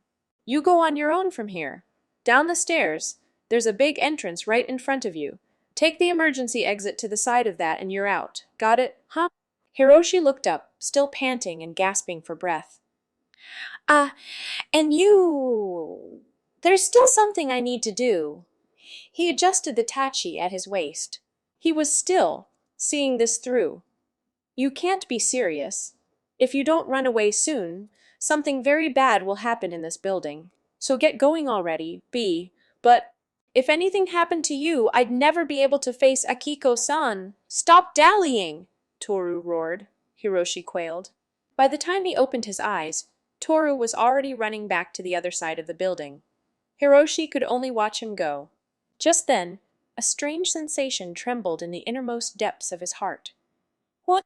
He didn't really understand it, but the way it felt to him, it was like nothing was going very well yet. That's right, because the most important thing here in this place had been neglected. But what was it? What was he thinking about this for, anyway? Didn't he have to get out of this place before, as Toru had put it, something very bad happened? Nay, Hiroshi had to decide and fast. There's also no way to see what could be outside from inside the shell. There was nothing there. A section of the floor, as if it had been carved out from the rest, was empty. The shops and designer brand stores for lease around it had been devastated, buried under the falling rubble, or trashed by people fleeing the scene. But this space alone remained completely unchanged. There had never been anything in it to begin with. Looking out across the floor, there were a number of holes caused by the destructive phenomenon that Pearl had set in motion. This space, however, had been spared from all that. It was in such a space that Boogiepop stood, alone. It seemed to be the only place detached from all the tumult. I do wonder, though. Are you sure you want to die in the end? Spoke Boogiepop, alone though he was. Humma. And alone though he was, there came a reply. It was the voice of Embryo, held in his hand. If you still claim to want to die after being told that, then perhaps your will is the real thing after all, teased Boogiepop. Embryo had never shown any change in outward appearance when he spoke. Yet this one time, it seemed that his silence spoke volumes. "It's my fault!" Honami Akiko's scream did nothing to shake Boogiepop. "You say it's your fault. Can you do something about it then?" he asked. "Can you extinguish these kindling coals that Embryo seems to conjure, and stop these problems from ever happening?" Akiko almost tripped over her words, but she held her gaze firm. "I can't do that. But, but then, if you kill Embryo, can you really say for sure that all the problems will go away?" Boogiepop hummed thoughtfully. "True enough, I can't say that they will," he admitted. "Whether Embryo's around or not, you're still gonna get problems, right? Like, who's to say you didn't come into contact with Embryo in the past? Maybe that's how you ended up like that." Depending on how you took it, it could have sounded like an extremely rude question, but Boogiepop answered without a trace of reluctance. "I'm afraid that's not the case. Do you even know why you exist? Being automatic? That is a difficult question for me to answer." "Nah, there's nothing difficult about it." "Oh, you know why people like you and me exist? It's because those things are miracles. The miracle of existence itself, is it?" "That's right. Each and everything, just by virtue of being in this world, is a miracle. All that stuff about raison d'etres and finding meaning in life. They're all strained arguments tacked on." Later, Akiko was speaking fluidly, as if she'd been possessed by something. "Meaning? Meaning, it goes the same for Embryo. Saying that there's no point in him living, or that letting him live won't be for the good of the world. Compared to the miracle of his existence, those things all take second place. So long as nothing serious happens." Gone was the timid girl from before, her speech now refined enough to sound like a different person. But what could possibly have possessed her? Minahoshi Suiko was no longer within her. Embryo, too, was no longer at her chest. Her special ability was already disappearing. Right now, she was wholly unburdened by anything that could bewitch her. "You're saying nothing serious could happen with Embryo?" "All Embryo does is draw out the talent sleeping within people, so you can't know for sure it's his fault. It doesn't make a difference if he's there or not. And if that's the case, I know a reason. Why Embryo should exist. Tell me." "Because I think I want him to live. That's my reason." Even that reason should have been shaky for her at best. Nevertheless, she had asserted it firmly. "I see," Boogiepop nodded. "Then it is indeed your fault. You've made your point clear. In other words, if I'm to do with Embryo as I see fit, I'll have to defeat you first." Boogiepop's gaze was intense, but Akiko took it head on. Black Hat shrugged. "But I have no reason to do such a thing either. It's too bad. I suppose I'll have to shelve this matter." "What do you mean?" "I think we ought to entrust it to someone else. Though it would do no good in the hands of the half-hearted. So for now, I'll store it in what is currently the safest place in the world." With what seemed like a smile, or a mischievous look, Boogiepop turned to her and winked. Then around he whirled. Before she could react, it was already too late. The black figure had, in an instant, turned the corner and vanished into the beyond. And now, in the empty space, Boogiepop and Embryo stood. "I've always wanted someone to kill me. It was all I'd ever been waiting for." His voice lacked its usual derisive ring. "I don't know when it started exactly. Maybe I got it from my past incarnation. The real one that this embryo originated from. Maybe he'd been thinking all this. In which case, it would indeed not be your own will, but borrowed from another. No clue. The real me wouldn't have had a way of knowing whether he wanted to be killed the way I'd thought about it either. It's just—" Embryo paused. "Just what? There anything like a mirror around? If so, could you take a look in it?" There was no mirror, but there was a glass display window. When Boogiepop turned to look in it, Embryo resonated with his vision and sighed. "Ah, knew it. I kinda get the feeling I already know you. Though I don't believe we've met, but I still know you. Dunno why, but somehow I've known all along that a Shinigami like you would appear before me. If I knew someone like you was gonna show up anyway, maybe that's what got me thinking I should just hurry up and check out already." There was almost a hint of a smile in Embryo's voice. "In that sense, maybe I owe all the folks who got involved with me an apology. for shoving my own understanding down their throats. Especially Akiko. I'm sorry for what I got her into. Rather admirable of you, said Boogiepop, feigning ignorance to the last. But having had a little chat with said Honami Akiko, san myself, I've decided to spare you. What are you going to do about that? What can I do? An egg's just gotta be an egg and sit patiently in its shell. Maybe someday, someone'll take me out of it. Couldn't say if that'd end up killing me until it actually happened. Like how you can't tell if an egg's fertilized or not just by looking. It is the act of waiting on which an egg prides itself, is it? Said Boogiepop, nodding. Was it a nod of admiration or of ridicule? Real talk, though. What are you? Embryo asked in earnest. How come you can hear my voice? Are you half awakened too? Or have you got some power that lets you hear all voices? Or what? Who knows? I am, after all, automatic. I'm not certain myself in regards to that. It was impossible to discern from his tone of voice whether he was serious or joking. You know, if you're on the edge, killing me might solidify that power, Embryo dared. I see. So you can give even me incentive. And is that something you would ask of me? Embryo snickered. It was the same sardonic tone that he'd always used with Akiko. He was back to his old self. I don't think there's anyone I'd rather be killed by less than you at the moment. 'Cause that'd mean I was born just to follow some vague premonition I had. That's the one thing I sure as hell don't want. Well, well. Well, quite the contrarian, aren't we? Embryo laughed again. Boogiepop didn't answer, but instead turned to look at the stairs leading to the floor above. Now then, he should be here any moment, he murmured. I dunno. You think the guy's really gonna take you up on this? Whether he does or not, it makes no difference to me. It's your fate on the line, after all. Oof, savage. But that's fine. As the two made this incomprehensible exchange, sure enough, there came a sound from that direction. The sound of descending footsteps. The moment he saw Boogiepop from the corner of his eyes, he tensed, readying himself for combat. His somewhat stained, but nevertheless elegant clothes of pale purple conformed to his not so large body. His boyish face, too, suggested some fatigue. The fall from earlier had placed him at quite a distance. The hell are you? What are you doing here? He snarled at Boogiepop.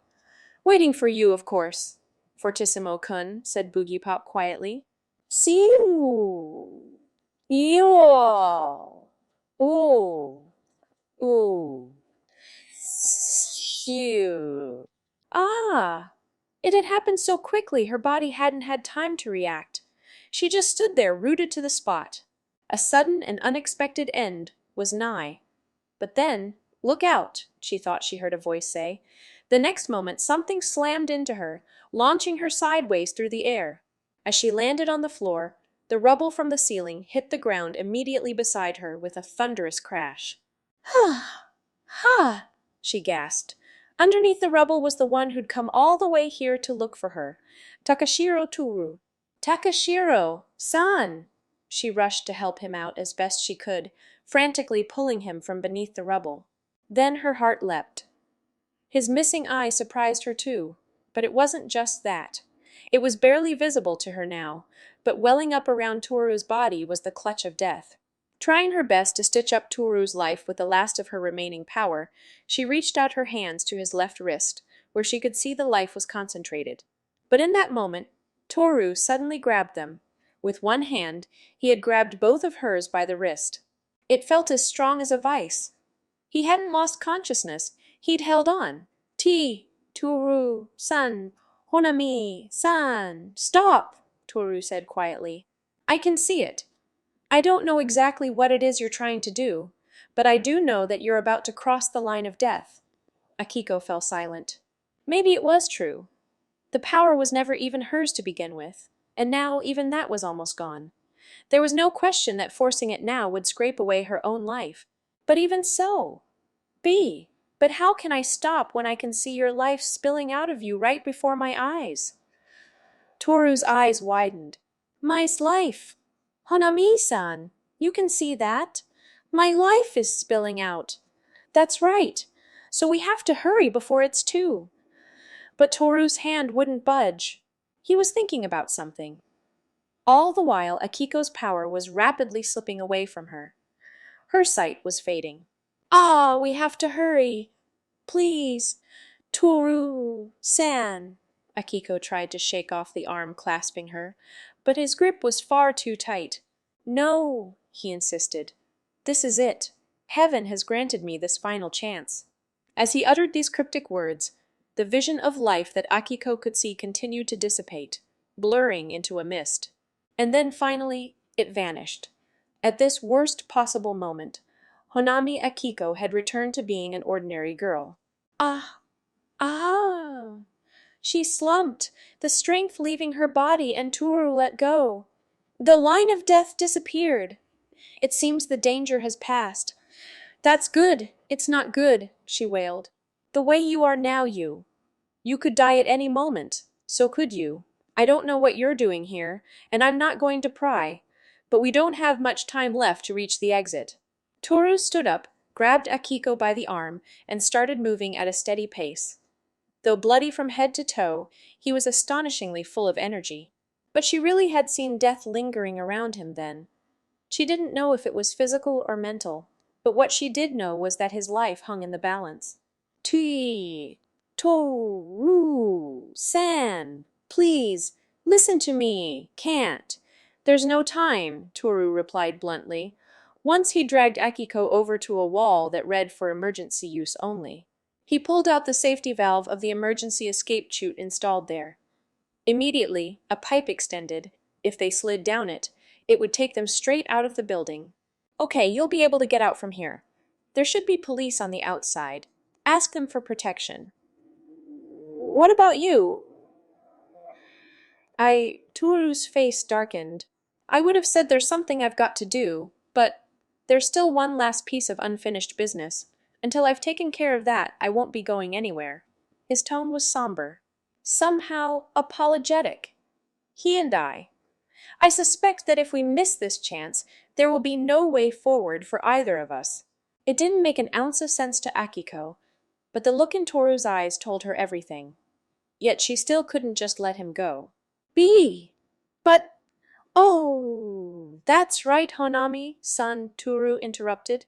I hear you're holding on to something called Embryo. Do you have it with you? I seem to recall someone telling me that if you kill it, your power will become complete. I don't have it anymore. Boogiepop had taken it away from her. It's gone. Akiko's head drooped. But Toru carried on, unfazed. I see. Then this half-baked state of mine must be one of my strengths after all, he murmured, then turned and began to walk away. You hurry up and get out of there, got it? If you don't have the courage to take it down, wait there a moment. You'll be forced to whether you like it or not. Toru-san. Akiko tried to follow him, but then Toru spoke. The kind Takashiro Toru you used to know is gone, he said, his back still turned. After my shameless fall, I was robbed too, of my right to be a samurai. What? The one you see here is just Inazuma. His voice was chillingly cold. I won't say thank you. So don't you feel sorry for me either. It goes both ways, for us. With those parting words, he ignored Akiko, frozen and speechless, put his hand on his tachi and headed into the building's depths. Thus began the third battle between Inazuma and Fortissimo, the battle that would settle things once and for all. Ow! Wee! Well, what the hell is this guy? Fortissimo was puzzled by the sudden appearance of this mysterious black-hatted figure. It wasn't clear if they were an enemy, but to call him an ally, there were far too many unknowns. The distance between them was approximately 12 meters, a little out of reach for him. Normally he'd approach people quickly and without reserve, but something here gave him pause, and so he stood there on the spot. I have to ask, are you always like this? Asked Boogiepop, his tone derisive. Fortissimo frowned. What do you mean? Do you always glare at people you've never met before like that? It's hardly a way to make good friends. It was spoken without a hint of concern. That's none of your damn business. What the hell are you supposed to be anyway, wearing that ridiculous costume? He spat. Is it really so strange? I was quite fond of it myself, sighed Black Hat with feigned disappointment. Come to think of it, I recall an acquaintance telling me it was strange as well. Who gives a shit about that? Fortissimo was about to snap. Who the hell are you? What are you after? He couldn't believe that they were a member of the Tawa organization. That said, they didn't seem like they'd fit into a rebel faction either. An unknown quantity. There was no other way to say it. There would be little meaning in telling you my name. As for my objective, however, you may have some involvement in that. What? What do you mean? Might you happen to know what this is? Said Boogiepop, holding aloft an egg-shaped portable gaming device. What? Fortissimo's face stiffened. Yai, you're telling me. Embryo is what you all seem to be calling it, stated Black Hat matter-of-factly. If you promise to keep Honami Akiko out of the picture from now on, let's say I wouldn't be averse to giving it to you. Bastard. So you're involved with the girl? Was. Despite what happened to her 2 years ago, she's still been able to survive up until now. There's no reason for her to throw her life away for this pointless incident, though if she were still her old self, she might have ended up following in Minahoshi Suiko's footsteps and chosen the path of the Imaginator too. That would have been problematic for my part. None of what he said made any sense. What the fuck? Are you telling me you know what Embryo is? Fortissimo asked back, seething in contrast to Boogiepop's almost placid air. Of course. And incidentally, I probably know some things about it you don't. For instance, this. In addition to Embryo, Black Hat took out something else from under his cloak and showed it to Fortissimo. It was a small, T-shaped pendant made of silver. An Egyptian ankh, was it? As I'm sure you're well aware, there is a belief that life is comprised of waves. As our meticulous research of organisms continues, it's becoming increasingly difficult to tell what constitutes a living creature as opposed to mere matter. But what we do know is that there is in life a persisting pattern that other things do not have, a kind of ripple of electrical signals, so to speak. This embryo may not think itself a living being, but given that it comprises both matter and waves, I personally believe it has the right to be called alive. And, what's your point? The impromptu lecture had further incensed Fortissimo. He had no idea what they were getting at. Black Hat paid this no attention and continued. However, what makes Embryo an extreme case is that these waves are not so firmly tied to its matter, which is why, if one uses the phenomenon of resonance, you can do this. Black Hat then started to tap the ankh in a curious rhythm against Embryo's game device. The tempo was precise and complex. Fortissimo's keen eyes very clearly picked up the phenomenon that occurred then. This was because although Black Hat hadn't pressed any buttons, the text reading End Embryo on the device's Lex screen had vanished completely. In its place was a two-legged character that looked like a bear or a cat. Then, for but a brief moment, the ankh seemed to shudder. Like so. Do you understand, W? What did you just do? Don't tell me. Had they transferred the core energy wavelengths from one to the other? Surely not. Such a thing shouldn't have been possible, not without one of the Tawa organization's highly specialized facilities. To do that so effortlessly. Once Fortissimo came to this conclusion, he trembled. So you're not just a weirdo. He couldn't have hidden the mirth in his voice if he'd tried. Oh! Now that's a different expression. I see. So that's your hobby, is it? You want to fight powerful opponents near to you in strength. And you prioritize that above all else, it would seem, responded Black Hat with a similar relish. Though I'm sorry to say you and I won't be able to fight here and now. What? What do you mean? Fortissimo frowned. He knew they weren't saying that out of fear. He couldn't imagine anyone with their personality trying to bluff their way out. Black Hat shrugged. I believe you already know the meaning behind that, he said, and casually tossed the ankh that now contained Embryo over to Fortissimo. Fortissimo caught it. Then, out of nowhere, he piped up. Hey there, partner. Nice to be workin' with ya. Fortissimo was taken aback. The next instant, a mighty tremor rocked the entirety of Sphere, the sound of explosions rumbling all throughout the complex. Wah! The first thing that hit Fortissimo as he looked up was a flash of bright red. Flames! They were erupting all over the building, running across the ground, licking the ceiling and engulfing the walls. Wow! What is this? It doesn't look accidental, that's for sure, came Black Hat's voice from beyond the roaring blaze. Though they were still the same distance apart, the flames now dividing them made it feel as if he had become something incredibly distant. Did you do this? Of course not. I didn't even know ahead of time that you people would be coming here. It is not so easy to set a trap of this magnitude without prior planning. And then it hit him. Could he have done this? Who else could it have been? It must have been why he'd run away to let Hanami Hiroshi escape earlier. He had known these flames would appear. But why would he do this? Ah, no. It was obvious. He'd told him. In an exceptional environment.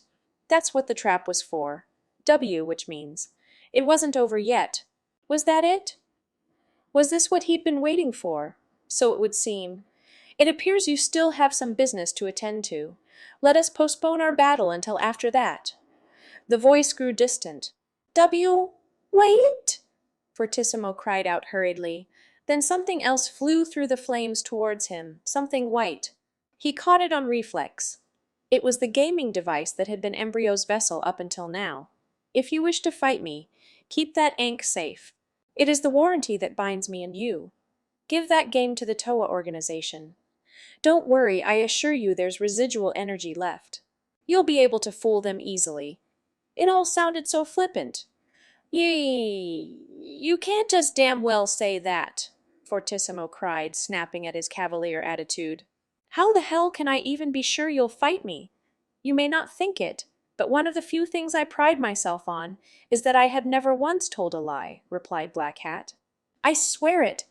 On this day, 1 week from now, at the stroke of dawn, I believe you know the abandoned amusement park on the outskirts of the city. I'll be waiting there. Though there is of course one problem. Problem? What problem? Huh? What's the matter with me? I wonder. Can you really escape this place with your life? And that was that. The presence beyond the swirling flames fully vanished out of sight. Oh! Whoa! Oi! Flames spouted up into the air, rising to almost twice the height of the building itself. There was something familiar about it. That's right. You could almost mistake it for firewood on a campfire stacked to burn well. And in fact, this was very much the instigator's intent. It had been secretly designed to flare up in spectacular fashion, while at the same time keeping the flames from spreading outwards with the right amount of space and ventilation. Picture it. A great flaming bonfire in the dead center of a modern-day city. Like a spiritual ritual the people of old used to perform, making an offering to the heavens. Quite a poetic scene. Wouldn't you say? Don't you think that, in this boring day and age, kindling a signal fire like this could bring about something truly remarkable? This was probably the sort of thing he thought, deep down. But it was unlikely that he seriously meant it through the act of building it alone. That, and things were panning out a little differently from its intended use. It was still midday outside, rising up at the least noticeable time of day for a person to appreciate the beauty of the flames. Having said that, the smoke at least billowed up quite dramatically, so its purpose as a fire to herald the advent of something was indeed achieved. The police encircling the building had no choice but to retreat from the sudden conflagration. It was important that they handled this without making the neighboring residents panic, while also guiding them to safety. The fire department was of course contacted immediately, but they would need a few minutes to get there. It was enough.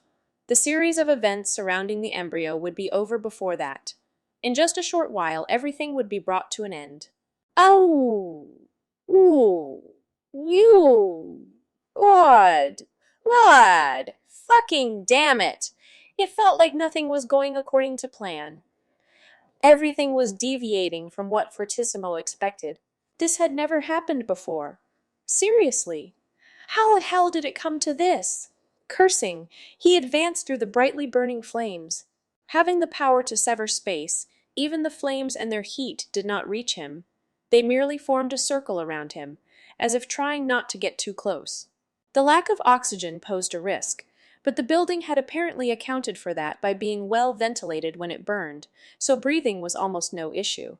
That said, being enveloped by flames still wasn't the most pleasant of experiences, although, although he had completed his actual mission.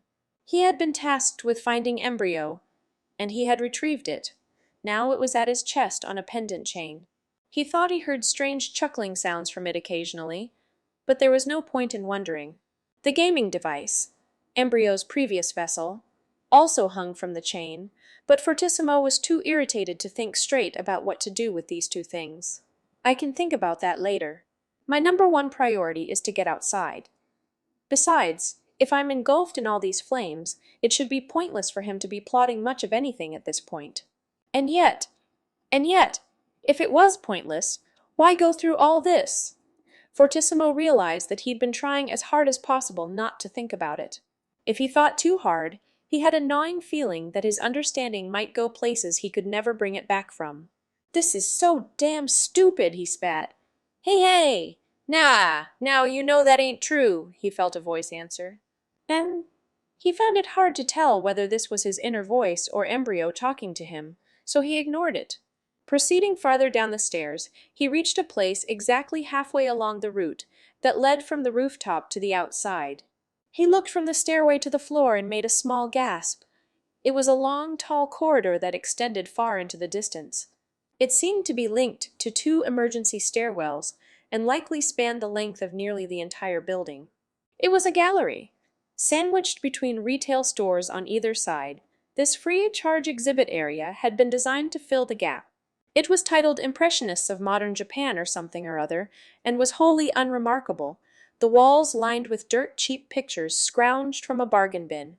Half of them were aflame, but the area around the fire was left relatively unscathed compared to other places, perhaps because there was little to burn.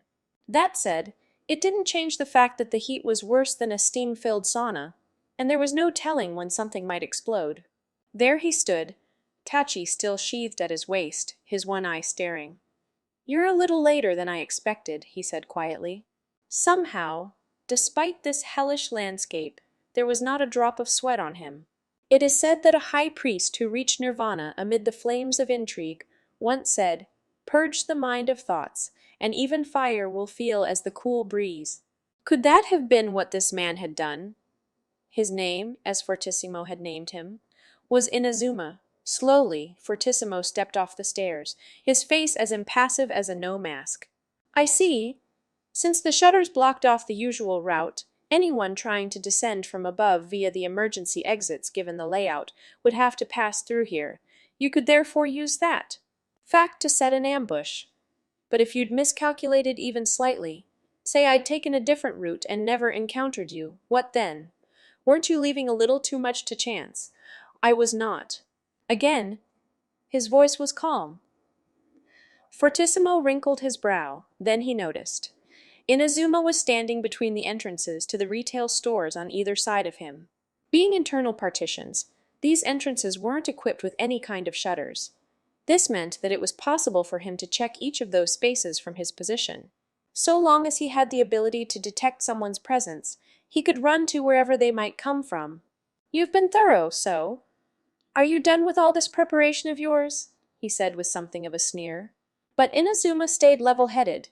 "I'm done," he simply informed him. "I don't need to keep my distance anymore." Then he unsheathed his tashi in one deft motion. The dull gleam of the blade shone dimly in the fire's glare. What? He wasn't going to use EI. But then why hadn't he drawn the sword until now? He mentally shook off the thought. This wasn't the time for idle worrying, nor was there any need for it. His opponent had said he would fight. All he had to do now was break through that. If Inazuma had confidence in his strategy, Fortissimo was assured of his strength. What was there to be afraid of? No. If this is fear, I welcome it. Fear meant struggle, and overcoming struggle was the kind of feeling he seldom got to taste. He'd take it head on and smash it to smithereens. Fortissimo took his first step forward. Inazuma didn't move. It really did seem like he was done retreating. Of course, even if he did, he'd quickly run into a dead end. He'd catch him as he was descending the stairs. There was no escape. and though this place had vertical space, it was narrow. Even if he moved to the side, there'd be no way for him to get out of Fortissimo's range. In just a few meters he would reach that range. The air around him seemed to shimmer. A heat haze had formed. On the other side of that haze stood Inazuma. His opponent must have seen him shimmering the same way. "Ah, that's right. There's one thing I've been meaning to ask you, Inazuma." Fortissimo stopped, though he was so close now that even a light kick off the ground would immediately place him within striking distance. "You told me before that I'd win 998 times. What about the other 2 times, then? Assuming this is one of them, what would the other one be?" It was a simple, unadorned question. There was no sense of Fortissimo trying to play his cards right. He simply asked because he genuinely had no idea, and if he defeated Inazuma here, the answer would forever remain a mystery. His opponent's reply was equally frank. "That one already failed." Come again?" "Before, when we fought in the rain, the way things were going, I may well have won. But I was a fool and hadn't realized that fact. If Masaki hadn't saved me, I would never have had the chance to come back here like this. Which is why," Inazuma hesitated briefly, "it won't be me who wins here this day. It will be Masaki who defeated you." Fortissimo's brow creased. "He didn't follow. You're telling me you could have won back then, too?" "That's right. This is, in a way, a second chance. So, I will not fail again," he declared quietly. Fortissimo fell silent. In the pouring rain, and amidst the flames, what was the connection between those two things? They were polar opposites. Though Fortissimo didn't imagine that this guy would spout nonsense. Not under these conditions. It must have just seemed that way to him. "I see." At last, Fortissimo's signature, fearless smirk surfaced. "Then evidently, we have a fair duel. I underestimated you last time. Allow me to take that back now. I have no idea what you're hoping for. But for that reason, for that very reason, I tell you, this, I too promise to strike you without a shred of mercy." He began to walk forward, one step, then another. At the last moment, Inazuma spoke.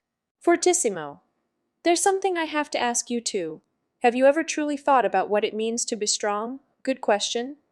Maybe I don't have a clue after all." He answered, fearless as ever. Inazuma gave a small nod. "I thought so." He started, but by that point the fight had already begun. Fortissimo had already stepped into range. And he had not been bluffing. In that instant, the space Inazuma occupied instantaneously burst apart. It was a full-out attack, without hesitation or restraint. But by that point, Inazuma was no longer there. He had instead stepped forward. Just because Fortissimo had attacked that space, it didn't necessarily mean that anything in between would be subjected to the attack. Well played. However, it didn't mean that this was a hard and fast rule. He was capable of launching attacks in a straight line too. He assumed a stance planning to do just that, and in that moment, Fortissimo realized. His eyes focused not on Inazuma, but on what was behind him. Because he had attacked at full force, a hole had opened up in the ground. Normally, a simple hole wouldn't have meant much. But right now, the whole area was brimming with raging flames. By the time he had realized his mistake, it was too late. Inazuma, propelled forward by the blast of the erupting flames, was approaching with blinding speed. The tip of his blade drew right before Fortissimo's eyes. Not yet. But his absolute guard had not been broken just yet. The sword shattered to pieces in an instant. Fragments danced through the air as if in slow motion. In the wavering haze caused by the heat, they shimmered. And then, he understood everything, why it had to be burning around them, why the conditions were the same as in the pouring rain. It was all for this.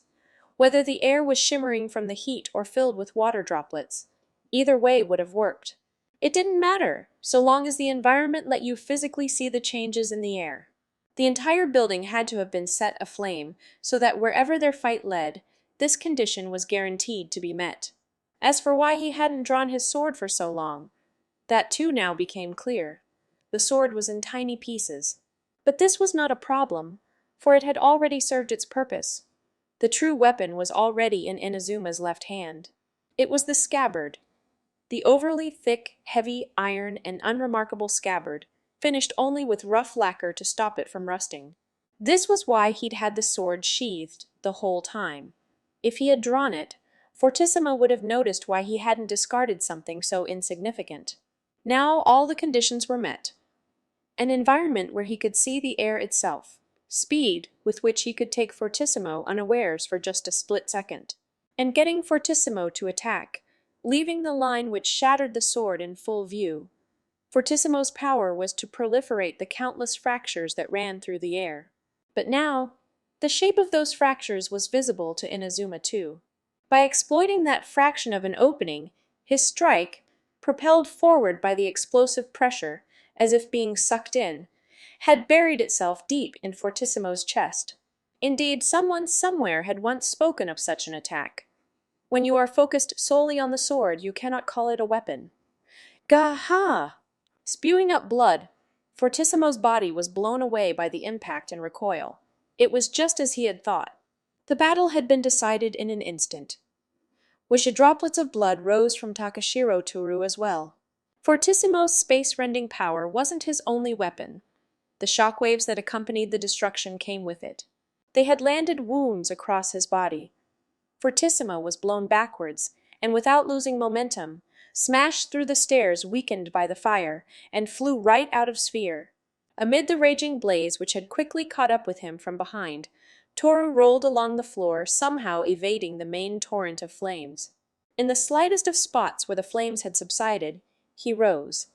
The iron scabbard in his hand was already battered, bent and half missing. It had been severed where the shockwave and line strayed apart.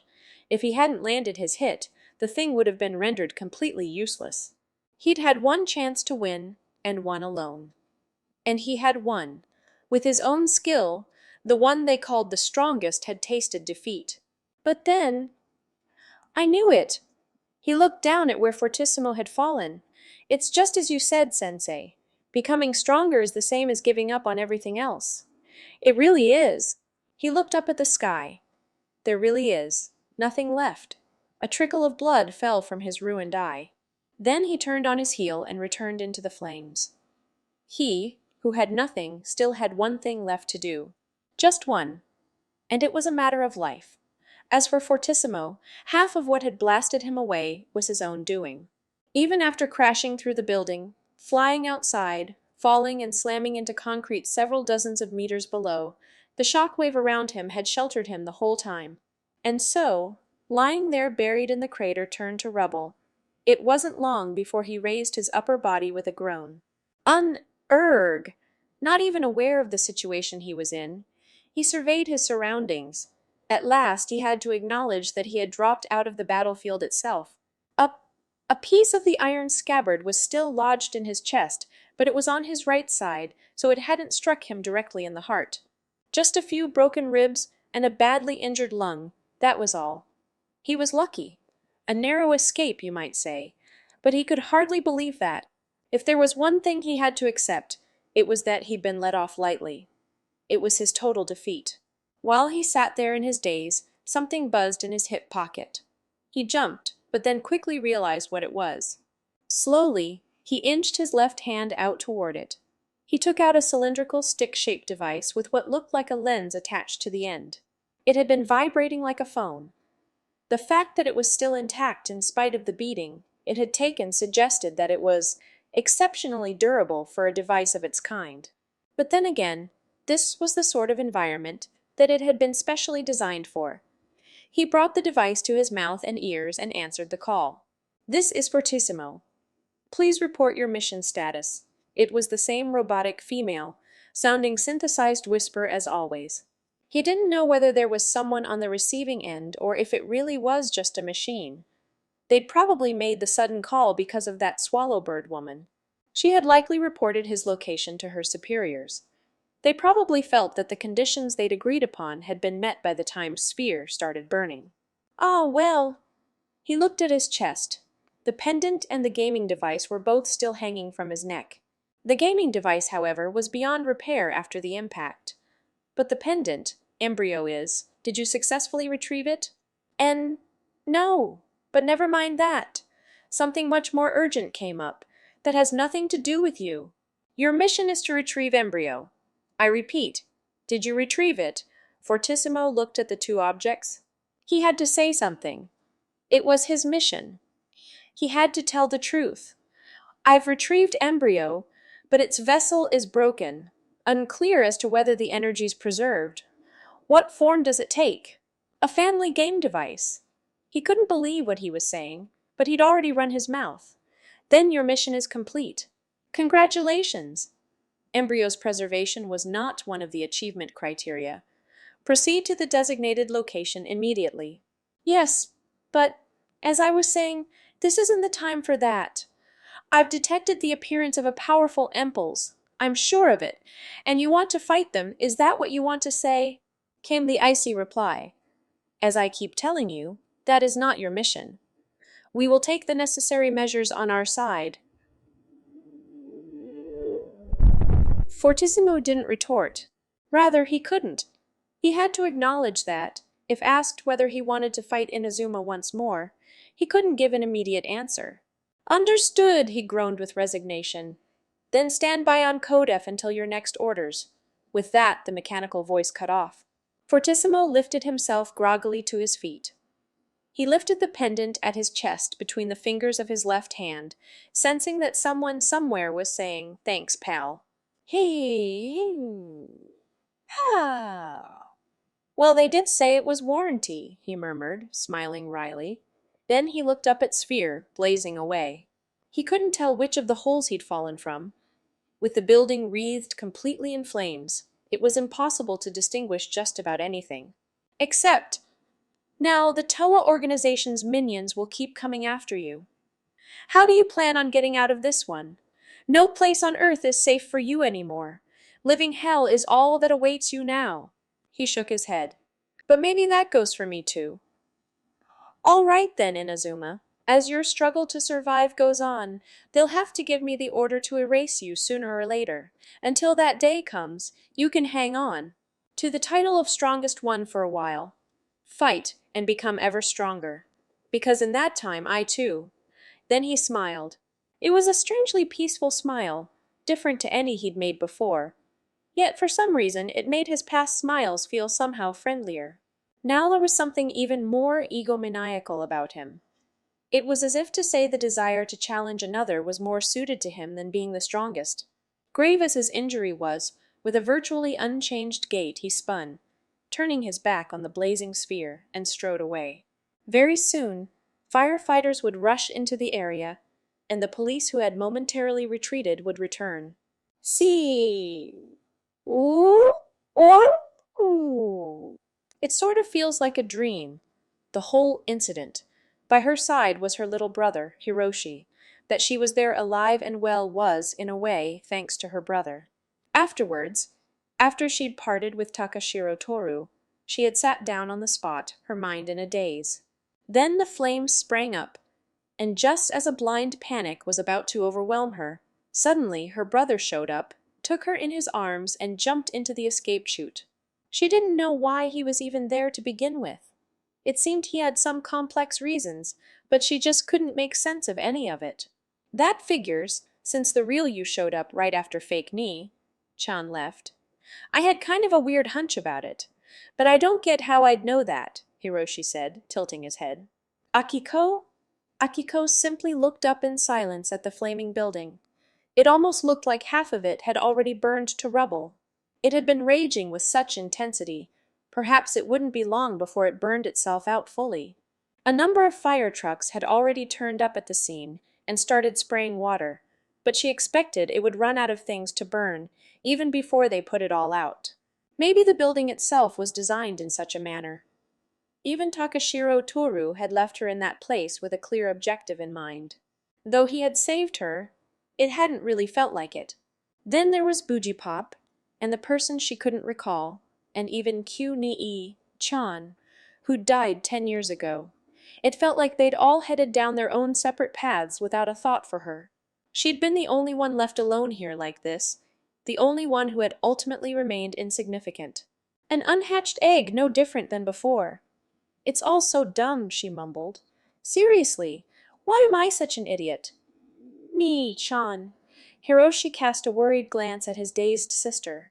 Her brother was about the only one who'd consciously thought of saving her, she thought vaguely. But she didn't feel like thanking him right now. She was having a hard enough time dealing with herself.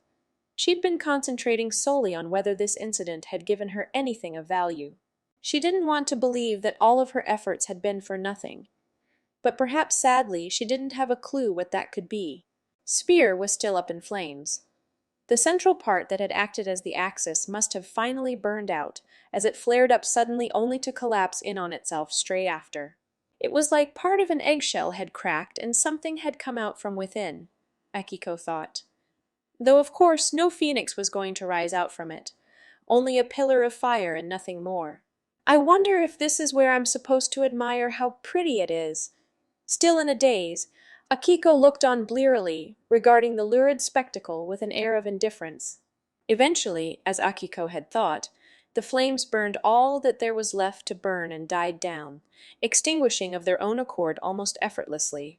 It was reported that it had burned for 30 minutes at most. The police had, naturally, conducted a thorough investigation, but were unable to find any pertinent clues. Just as with the previous incident, they were in the end unable to ascertain whether it had just been an accident caused by a chain of coincidences or a purposeful human act. Having found no dead bodies or any signs of foul play, the official view was that there were no casualties. Ouch! Ouchie! On the contrary, they looked awfully frail. I know this person, I thought in passing. Hey there, Misaki, they said to me. Toru.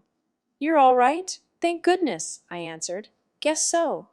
Can't say I was completely unscathed, but considering the trouble I caused for you and everyone else, it's nothing, really, Toru muttered. He sounded incredibly exhausted. That's not like you. What happened to the bright, peppy Toru I know? I teased. You're not gonna become a fine samurai with that attitude. Yeah, you're right. In the end, Toru smiled sadly. I couldn't become a samurai. How come?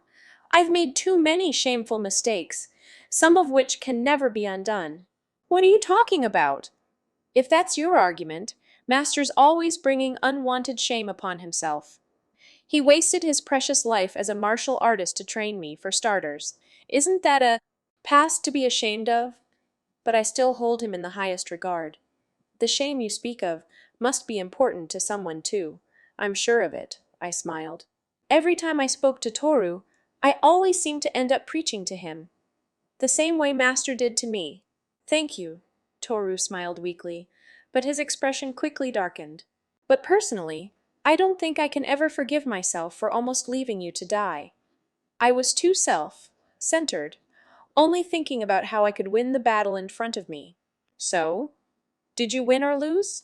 It doesn't feel like either. Then put your shame aside till it's decided. You're still on the road. If you're gonna do this, you've got to do it right. Despite my words, Toru just kept smiling weakly. Did I say something wrong? Toru shook his head. No. You're probably right. Either way, it looks like there's no turning back on this path. Seems I'll have a lot to see through. It was apparently a grave subject. Then does that mean this is goodbye? I dared to ask. Probably, yeah. In that case, I have a favor to ask. There's this girl, Orihata Aya. I think you'll know her, I said quietly. Could you give her a message for me? Tell her, thanks for everything. Seeing as it looks like I'll die here, I don't think I can tell her myself. That's the only real regret I have. And you couldn't tell her this yourself. Well, yeah. It's embarrassing. What was that about having no shame while we're still on the road? Teased Toru. I smiled wryly. I guess that makes two of us. But really, I'd like you to do this. Sorry, but no, Toru said emphatically. Ha! That would be your job. No one else can do that but you, Taniguchi Misaki. But you won't die. I won't let you. It really was a stroke of luck, Honami. San just barely taught me the method in time. Toru placed his left hand over me and drew the other up to its wrist. I'm told my life is concentrated around here, and it's ready to spill out at any moment. I can't see it, but if it truly is there, then I can predict where the line is. So, then Toru moved his right hand with a snap. He did indeed seem to cut something in the air, unseen to the naked eye. According to Fortissimo, the only way to seal the wounds is to pour another's life into them. I could see it. A blackish, mist-like thing was spilling out from Toru's wrists, falling onto my chest and being absorbed. My body was steadily growing hotter from within. I became conscious of all the pain throughout being pushed outward, like a chick trying to break free from its shell. The blotches I could see were invisible to Toru, it seemed. Stop! That's enough already. If you keep going, you'll be the one who... I cried. Toru pressed down on his wrist. So it seems. Looks like I made it in time. Toru, do you realize what you're doing? You just gave me half of your own life force. That means there's over twice the risk of you dying from something. I knew this intuitively, but Toru was unfazed. No, I was lucky. That there was even some left over for me, he said, nodding. It seemed he'd already accepted it. Even so. In terms of ability, I'm far better equipped to deal with that risk than your average human. You could say it balances out, he said calmly. And that applies to your life too. I'm just returning what I owe. Though, given the trouble I've caused for Kirima, San and the rest, it might still not be enough. He spoke so matter-of-factly, I was lost for words. Well then, this is goodbye. Enjoy your life with Orihata. San. Toru bowed his head slightly, then drew away from me as I lay there in the darkness. Wait, Toru. You can't be serious, I cried desperately. He couldn't mean it. Hearing the anger in my voice, Toru looked back. You can't honestly believe you're the one at fault here, I roared. He must have seen how serious I was. Toru looked straight at me and nodded. Then before you go, there's just one thing I need to say to you. What is it? Swear to me. You swear to me that you'll stay alive and that we'll meet again. Swear it to me here, 'cause no way in hell am I letting us part like this. I glared at Toru as I spoke. For a while Toru was silent. Hey, he said finally with a smile and nodded. Sure, I swear it, you better, 'cause if you don't, I'll never forgive you for the rest of my life. Fine by me. But I'm quoting that right back at you, Misaki. If you push your luck any further and end up making Orihata, San cry, I won't forgive you either. Toru smirked, and finally vanished this time into the darkness. Ha! I awoke. The first thing to fill my eyes was a clinical, pure white ceiling. I became aware that I was lying on a bed, with several tubes attached to my body. There were bandages wrapped tightly all over me, presumably to staunch bleeding, but I could already tell that all of my wounds had closed up. Slowly, I turned my head and saw a girl sitting by the side of the bed. She was asleep, however, and must have been ridiculously tired because she looked practically unconscious. Assaulted by a constricting feeling in my chest, I sat up. After shutting off all of the valves from the IV drip and other medical equipment, I ripped out the tubes attached to my body and massaged the wounds. Damn, he really wasn't making it up. Looks like I owe a proper apology after all, I muttered, gently draping the blanket I'd been covered with over the girl. Orihata Aya. Just then, there was the sound of footsteps heading towards the private room I was placed in. I sensed someone standing outside the door, hesitant to come in, and wondering whether or not to knock, until at last the door creaked slowly open. In came Nagi, Ni-san's good friend, Habara Kentaro. His head was drooping, and there were bags under his eyes. He'd been working hard through the night, it seemed. Hey, Chan, come on now, you need a little rest. I'll swap with you, so, as San looked up, our eyes met. Ah! Just as he was about to raise his voice, I quickly raised a finger to my mouth and shushed him, then pointed to the sleeping Orihata. Ah, ah, ah, Flapping his mouth, there were no words for Kentaro's expression. It was like he had gone all flabby, like a rubber doll. Then he began wriggling his fingers animatedly, as if dialing on a push-button telephone. I'll go tell Nagi, he said quietly, and then flew back out the room. Chuckling at Kentaro, San's comical reaction. I looked again at Orihata. She was breathing softly in her sleep. I gently touched her head, and the look on her sleeping face seemed to ease a little. I decided I would wait for however long I had to until she woke and sat back down on the bed. Then I noticed the neatly folded kimono in the corner. I didn't need to confirm it. It was the kimono my master had. And it was proof that the one who'd worn it really had come. It's a promise, I murmured through clenched teeth. We'll meet again, my friend. That unhatched egg trembles in fear as it stirs, dreaming of something even now. Since his usual cabinet was occupied, Hanami Hiroshi was forced to sit on an empty chair and wait. It was the same old scene. The usual cacophony of electronic sounds and jingling of coin, push games ringing out at his usual arcade. It had been about 10 days since his last visit. A week had passed since those events. He'd been severely scolded when his parents discovered upon returning from their business trip that the inside of his house had been turned upside down. And during his absence from school, it had been decided unilaterally that he was to be in charge of some annoying tasks too. A lot had happened, but at least his life had returned to peaceful normality. He didn't know what the people he'd gotten involved with were up to now. Takashiro Toru had apparently gone missing. The police hadn't finished their previous inquiries and were trying to locate him, it seemed. He wasn't even sure whether Lee Maisaka and the child who'd turned into his sister had even escaped the fire with their lives. Given that they hadn't found any bodies, he was hopeful that they were alive somewhere. As for Sagawa Kazami, he still caught her on TV. His sister was having more moments of slight absent-mindedness too, but she'd started going back to school again and living her daily life as normal.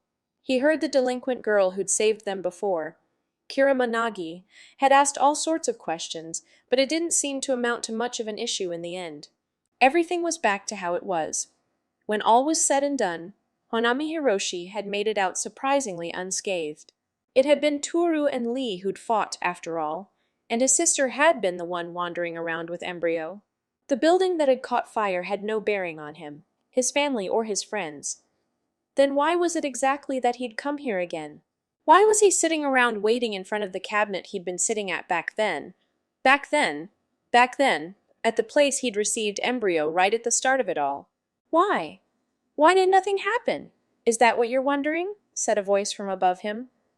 He looked up to see a man standing there, a man with a gray coat. Indeed, everything about him was gray. Sidewinder. So that's your name, huh? It was the name that Lee Maisaka had told him. The man nodded. So it would seem. You've caused a whole lot of trouble, you know, Hiroshi said with a sigh. Oh, have I? Yeah, like this arcade. The police showed up and stuff 'cause you died in this place, and they haven't been able to open until today 'cause of that. That's why it took me so long to come here. Well, to be precise, I didn't exactly die here. I'd already been killed before that. I made a salaryman believe I was his co-worker and had him carry my body, Sidewinder chuckled. A passerby overlapped him and passed straight through. Sidewinder had no corporeal form. That was the power that Embryo drew out of you, wasn't it? You used it to bring Embryo to me. Hiroshi sighed. It was all too convenient, really. You just happened to have the same game as me and could exchange data. Coincidences like that don't happen. In the end, I just fell for some illusion you'd made. Actually, that's not quite right. Was he a ghost or a hallucination? Either way, Sidewinder, whom only Hiroshi could see, shook his head. I was passive to the end. The one single thing I did was to bring Embryo to you, nothing more, he giggled. The one who created the illusion wasn't me. That was all you, Hanami Hiroshi-kun. What do you mean? It was so that you wouldn't come to realize it yourself, of course. You're still just an immature child, and your power is far too huge. That's right. Surely you didn't think that you were the only one who'd be completely unaffected by Embryo? You were able to talk to me. Even take something from me, right at the very beginning, although I was already dead. How could you not be involved? You had awakened sooner than anyone else. Hiroshi didn't answer. Sidewinder continued on regardless. Not even Embryo itself realized that it had awakened you, so the awakening must have been instantaneous. You must have immediately activated it at the same time. It began to assemble all the conditions as was its directive. The earliest of which, of course, was camouflaging itself from you, to remove any case that would place too much of a mental burden upon you. A split personality, you might say, so I subconsciously believed that I got the game from you, and I carried embryo around. So it would appear, given that my power was simply to deliver embryo to whoever reacted, like a homing missile. The rest was your job. I can't believe embryo wouldn't know itself. It only perceives the outside through the senses of humans it resonates with. The moment I died, it lost the ability to understand anything of the outside world. Until it made contact with Honami Akiko, that is. Couldn't it have been Ni-chan that you reacted to? No, it's the exact opposite. You were the one who reacted to your sister. You already knew from a past incident that there was a power bound to her. I don't know how your power budded exactly. Perhaps you realized it subconsciously, or maybe it was latent within you. Perhaps it's because you were in close proximity to your sister's power. As for why, it's because you were also well aware of just how dangerous hers was. That's why your power was born. It was the reason for your ability to subtly sway the circumstances around you in your favor, shall we say. It's like doing a balancing act to link things together. How about we call it tightrope? So what? This power I've got made Takashiro Toru and Lee Maisaka fight and caused a building to burn down. I didn't even know about that place. It doesn't matter that you didn't know. You simply influenced those things, and the rest just happened as it would. Think back carefully. Hiroshi didn't even have to think about it. Every time he'd spoken to someone, whether it was his sister or Lee Maisaka, they would always react decisively, be it leaving the apartment or chasing after Toru's gang. Had he, on a subconscious level, used his power to ever so slightly influence their minds when he did, it's a godlike power, but it doesn't mean that anything is possible with it. After all, your objective was extremely simple. Of course, you already know what that is, don't you? It's to help Ni-chan. His sister had been possessed by a ghost from the past, and Embryo had freed her from its curse. And what's more, she'd been isolated and kept in a safe place until that ghost disappeared. Had everything around him during this chain of events been set up for that purpose? For one like you, who has yet to experience first love, saving your sister is an extremely clear motive.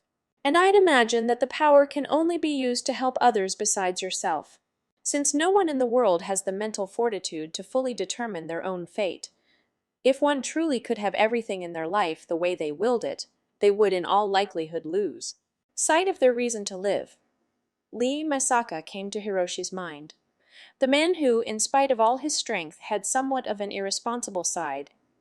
But there was something more important than that. Then, doesn't this mean my power's pretty much done its thing already? It was a power that had been created from being by his sister's side. Now that he'd saved her, it had become meaningless. It seems that might be the case for now, yes. Although, you never know. Maybe it'll activate again for someone else. Of course, you'd never realize it yourself. So, it really is pointless. Hiroshi sighed. Well, I'm happy about it saving Ni-chan, but it doesn't really matter whether I have this power or not. Actually, that doesn't just go for me. Everyone who got wrapped up in this incident wasn't exactly fighting and stuff all because of it. Takashiro, San, and even Lee. They were all just doing what they thought was right, weren't they? So it's irrelevant. It probably doesn't mean much to anyone, no.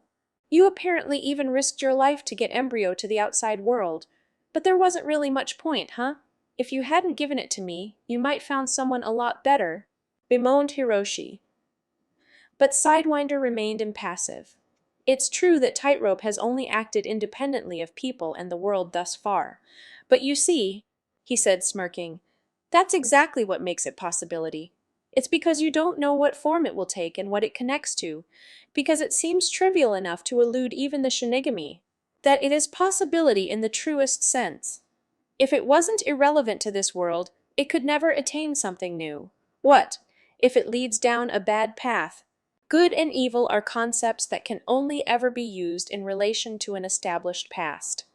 I don't get it. Seeing Hiroshi's lament, Sidewinder patted him on the shoulder.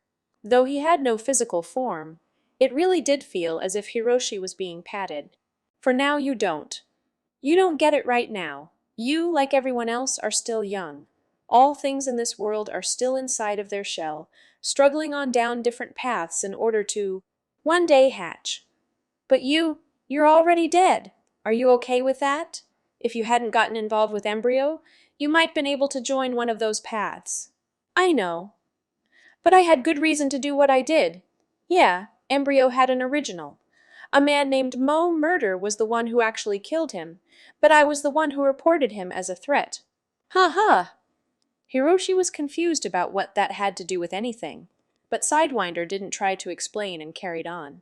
That's why I swore I would make it up to Embryo.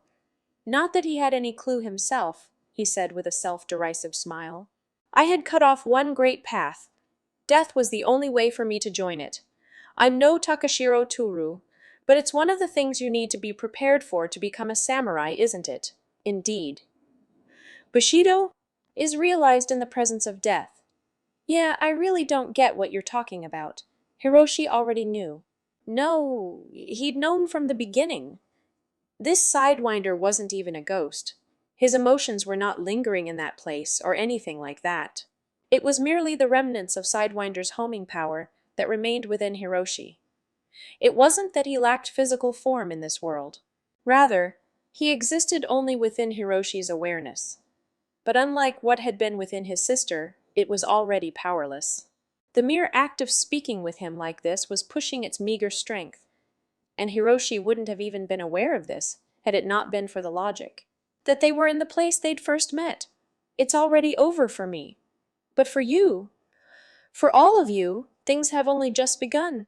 Sidewinder's phantom said, then regarded Hiroshi with a slightly stern look. Did you know? For every 1,000 people who are born into this world, there are 1,000,000,000,000 who couldn't be. You must live for them. Such is the curse placed upon all living things in this world. It is inescapable for you all. I don't like the sound of that. Hiroshi made a sour face and looked away. When he turned back, Sidewinder was nowhere to be seen. Hiroshi sighed. The lively yet somehow lonely clamor of the game center rang out around him. After all that had been said about possibility, in the end, they were nothing but embryos, staying put like this within the shell of their everyday lives. It was possible that they were fostering something, but they didn't know themselves what that could be. Yeah, I really don't like this. It didn't look like any of the seats would be free no matter how long he waited, so he gave up on playing games and stood up from his chair. He had an English test tomorrow. After taking time off, his teacher didn't think too well of him. He had to earn a decent score. He'd have to bone up on the subject once he got home. Even his reluctant mood might have been caused by the power to save someone. But then again, in being able to do so, it made no difference whatsoever. In that derelict site, so quiet and empty that the very concept of bustle could well have been swept from the world, the wind was blowing. It was a bitter cold wind. The time was just before dawn, the hour in which the crisp air seems to cut right through you. The buildings at this site were virtually all just scaffolding. Each and every one of them formed curious shapes.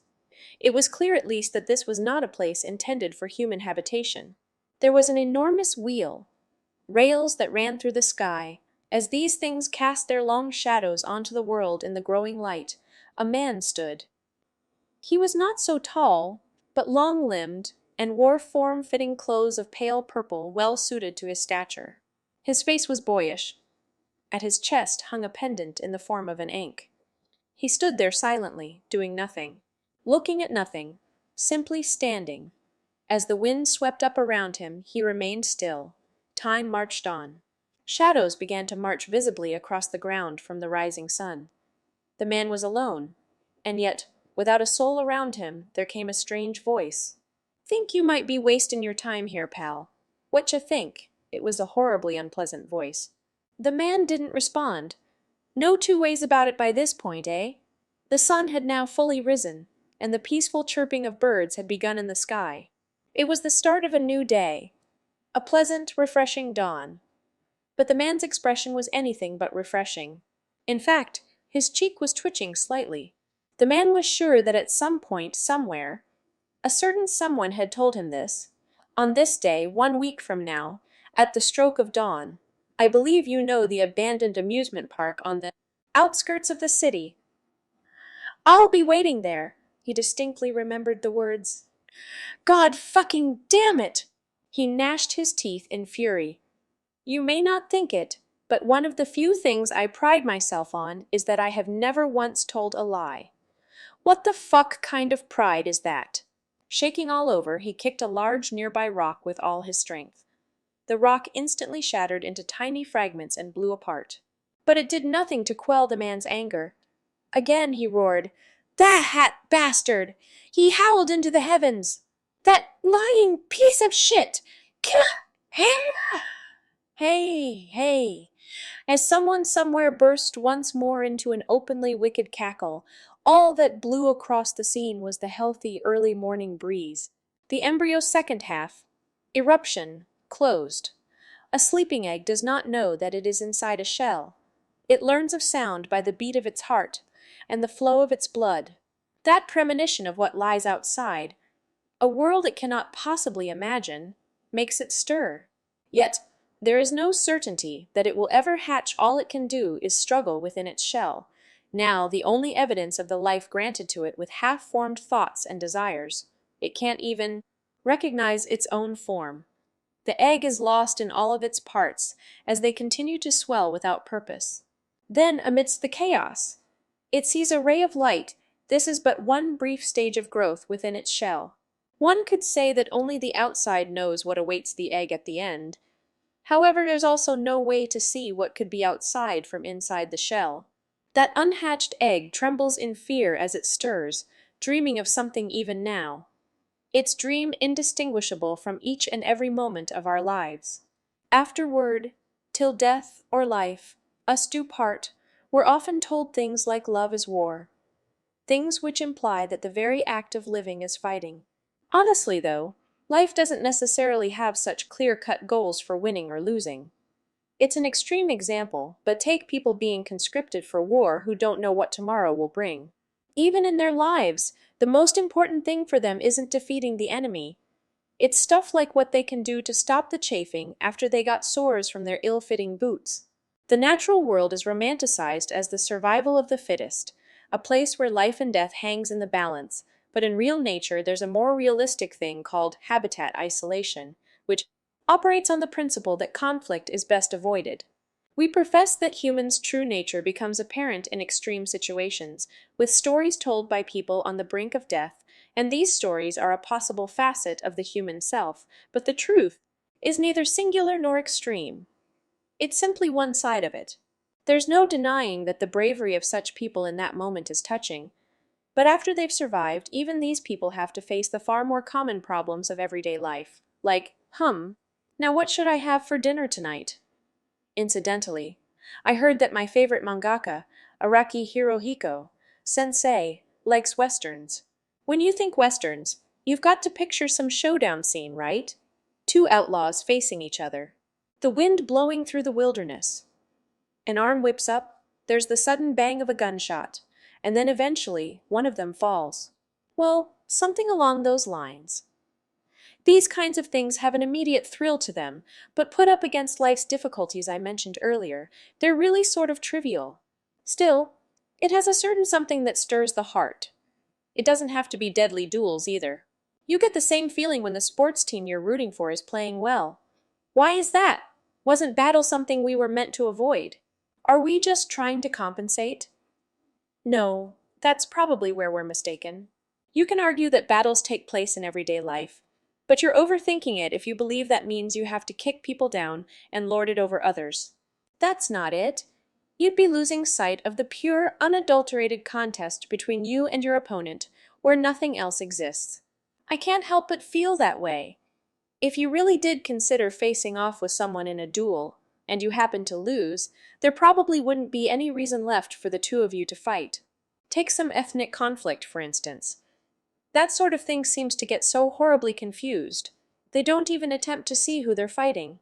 I believe that they merely smash their own turmoil against their opponent in plain anger. That's because for just about all problems, if you just stopped for a moment to clearly think about why it ever became a problem in the first place, about 80% of the time you'll have already resolved the matter. The reason why people can't do that is essentially because their grounds for fighting are poorly defined and they're disregarding what it is that needs to be resolved. Too many of the world's problems are little more than this, I feel, and that is why we still long for the fight.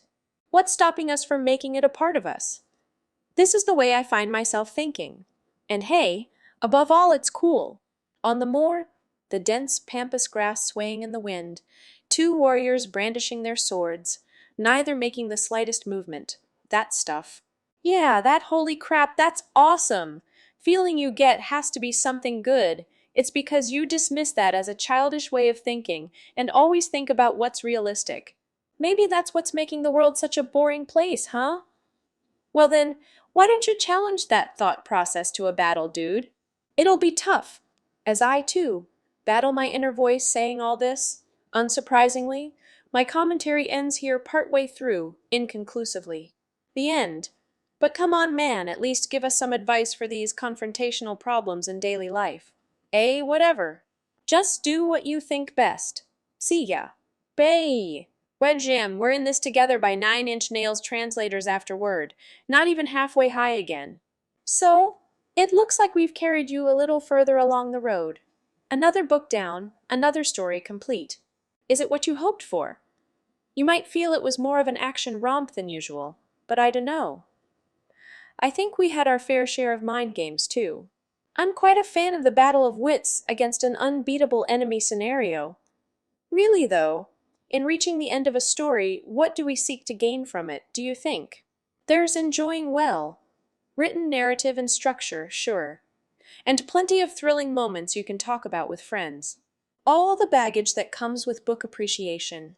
But once all that's been said and done, once all the thoughts have run through your mind, and you're more focused on the latest new show or release, what's left is simply the impression of what you felt as you read it. Only snapshots and glimmers will remain. A vague, yet immutable history. Moments in a fictional timeline that you've been proud to witness. I think the impression that Embryo left me was nothing short of scintillating. Anyway, maybe all I'm doing by talking about this is tracing the path that Kadono has already walked countless times before. But then again, you are too, aren't you? We're all here on this roller coaster of a journey with its dips and climbs and bends. In the case of the still, somewhat baffingly, niche Boogiepop series, it may be more of a dirt path through a little-known forest, but we're treading it all the same, and we can see each other's footsteps along the way. And hey, looking closely, there are some pretty weird-shaped footprints along here. Are some of these even human? It's okay.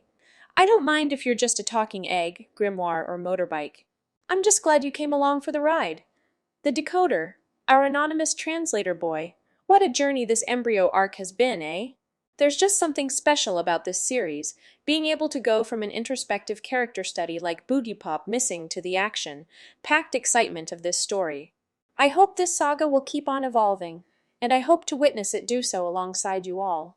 Since all I do is proofread, it feels less like a job and more like a privilege, getting to read the freshly translated chapters ahead of time. Thus, I would like to extend my heartfelt thanks to the absolute legend, our translator, without whom this could not be possible. To commemorate the end of this arc and to tease the beginning of the next, I've drawn a little piece which you can see beyond this section. It's not much, but it wouldn't have felt right to close this chapter off without putting in a little effort, so I hope you enjoy it. Written by Genma 496, Ake Keen, editor, in May 2023. In the middle of a blackout, you know. It's fitting that of all the novels to be our third project, it would be Embryo. After all, there are only 6 officially translated novels. This means that so far we've increased the amount of available Boogiepop content in English by half of what already existed. I'd say that's a call for celebration. Of course, it would be even cooler if we were halfway through Boogiepop as a whole, but that's just not the case. We're only 9 books into a more than 20-novel series, especially if you count the side series, which we do. In many ways, this project is still in its early stages, and I hope that we'll be able to see this to the end. or until we finish all the novels I'm personally excited for. This one was a bit rough, though. Lots of personal things getting in the way, including a year-long hiatus smack in the middle of it all. None of this was easy, but it was also worth it. Haven't regretted any of this for a second. Anywho, that's it for us this time. Hope that we'll be seeing you in Boogiepop Paradox. Heartless read very soon. Until then, enjoy the art that Keem made to commemorate the occasion. Bistai, head editor, website owner, and writing obsessive. Bgem Boy, what a night! By Lee Morgan, a note from the translators. This translation is a fan-created project that's meant to fill in the hole left by official translation efforts. It's not intended to replace official translations as a cheap alternative.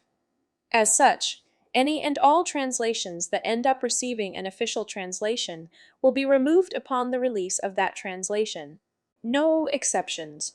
Also, to make the transition from official translations to fan translations as smooth as possible, all translations on this site will follow the conventions put forth by the Seven Seas Translations. These include A. Translating certain terms in the same way, X. Fire Witch, Imaginator, E. Keeping to traditional Japanese name orders, using Japanese name orders, using Japanese honorifics, please. Support the official releases, so that we can get more quality Boogiepop content. Baby! Everybody wants to rule the world by tears for fears one mo murder, as explained in Boogiepop at Dawn. 2 news reports are typically kept in angle brackets in G-Pen novels. We'll be doing the same here, just for simplicity's sake. Also, a Walkman is a portable cassette player. 3. The law is fairly self-explanatory. This is the major Japanese weapon control law. Though, it has a uniquely Japanese flair, thanks to its explicit mention of swords. This is because of various elements of Japanese history, including the Meiji Restoration ban on swords. 4. An odachi, also referred to as a nodachi, is basically a Japanese greatsword, literally means big long sword, with blades starting at around 90 km in length. While most katana in media are of the uchigatana variety, about 60 km long blades, odachi were more prominent in actual battles. This very closely mirrors the practical uses of the longsword and the greatsword in Western culture. Longswords and uchigatana were more sidearms and street self-defense weapons. Greatswords and odachi were weapons of war. 5. It's worth mentioning that this novel uses some odd romanization here for Inazuma. This was written in English in the original Japanese. However, it was spelled Inazuma for some reason. We can't think of why this would be the case other than bad English, so we changed it to reduce confusion. Figured I'd mention it just in case, though. 6. I haven't been able to find anything worth noting about song references with this one. As far as I know, the meaning of her name only comes from the bird. It's worth noting, however, that swallows are a type of songbird, which could justify considering her name a reference to music in some way, similar to how fortissimo isn't a reference to a specific song. 7 again, like in the last verse, this uses the spelling Inazuma. 8. Highly likely this refers to the incident in King of Distortion, implying that these stories take place within the same year. 9. Tachi normally refers to a weapon similar to what people generally think of as a katana. However, the term can also refer to any weapon made in that style, including the kodachi, maltachi, including the kodachi, and toru's udachi. 10. No, or now, to be more accurate to Japan romaji, is a type of Japanese dance theater where performers wear ridged cypress masks. If you've seen any Japanese comedy shows, you may have seen certain characters suddenly wearing a demonic mask to represent them making a scary face. That's a no mask. 11. Eii, a Japanese sword style based on attacking from a sheathed stance. You see this played up a lot in Japanese media. The point of the stance is to be able to defend yourself and attack your opponent while being at the disadvantage of not having your weapon drawn. 12. If you're thinking that this is Takeda, you'd be right. The original Jeepin is explicit about this, but it's written in a weird way unique to Japanese. Basically, the novel writes the characters for Takeda's name, but then writes the pronunciation for the word acquaintance above it. 13. If you needed any more evidence of Kadano's love of JoJo's bizarre adventure, this is really similar to Haman from the first two parts. 14 coin. Push games. Original G-Pain here was metal games, refers to a type of arcade game where a machine would push coins towards a cliff of sorts. The idea is that the more people who play, the better chance of someone winning a bunch of coins, especially if they start stacking. 15. My best guess is that this is a reference to a 1976 Electric Light Orchestra song of the same name.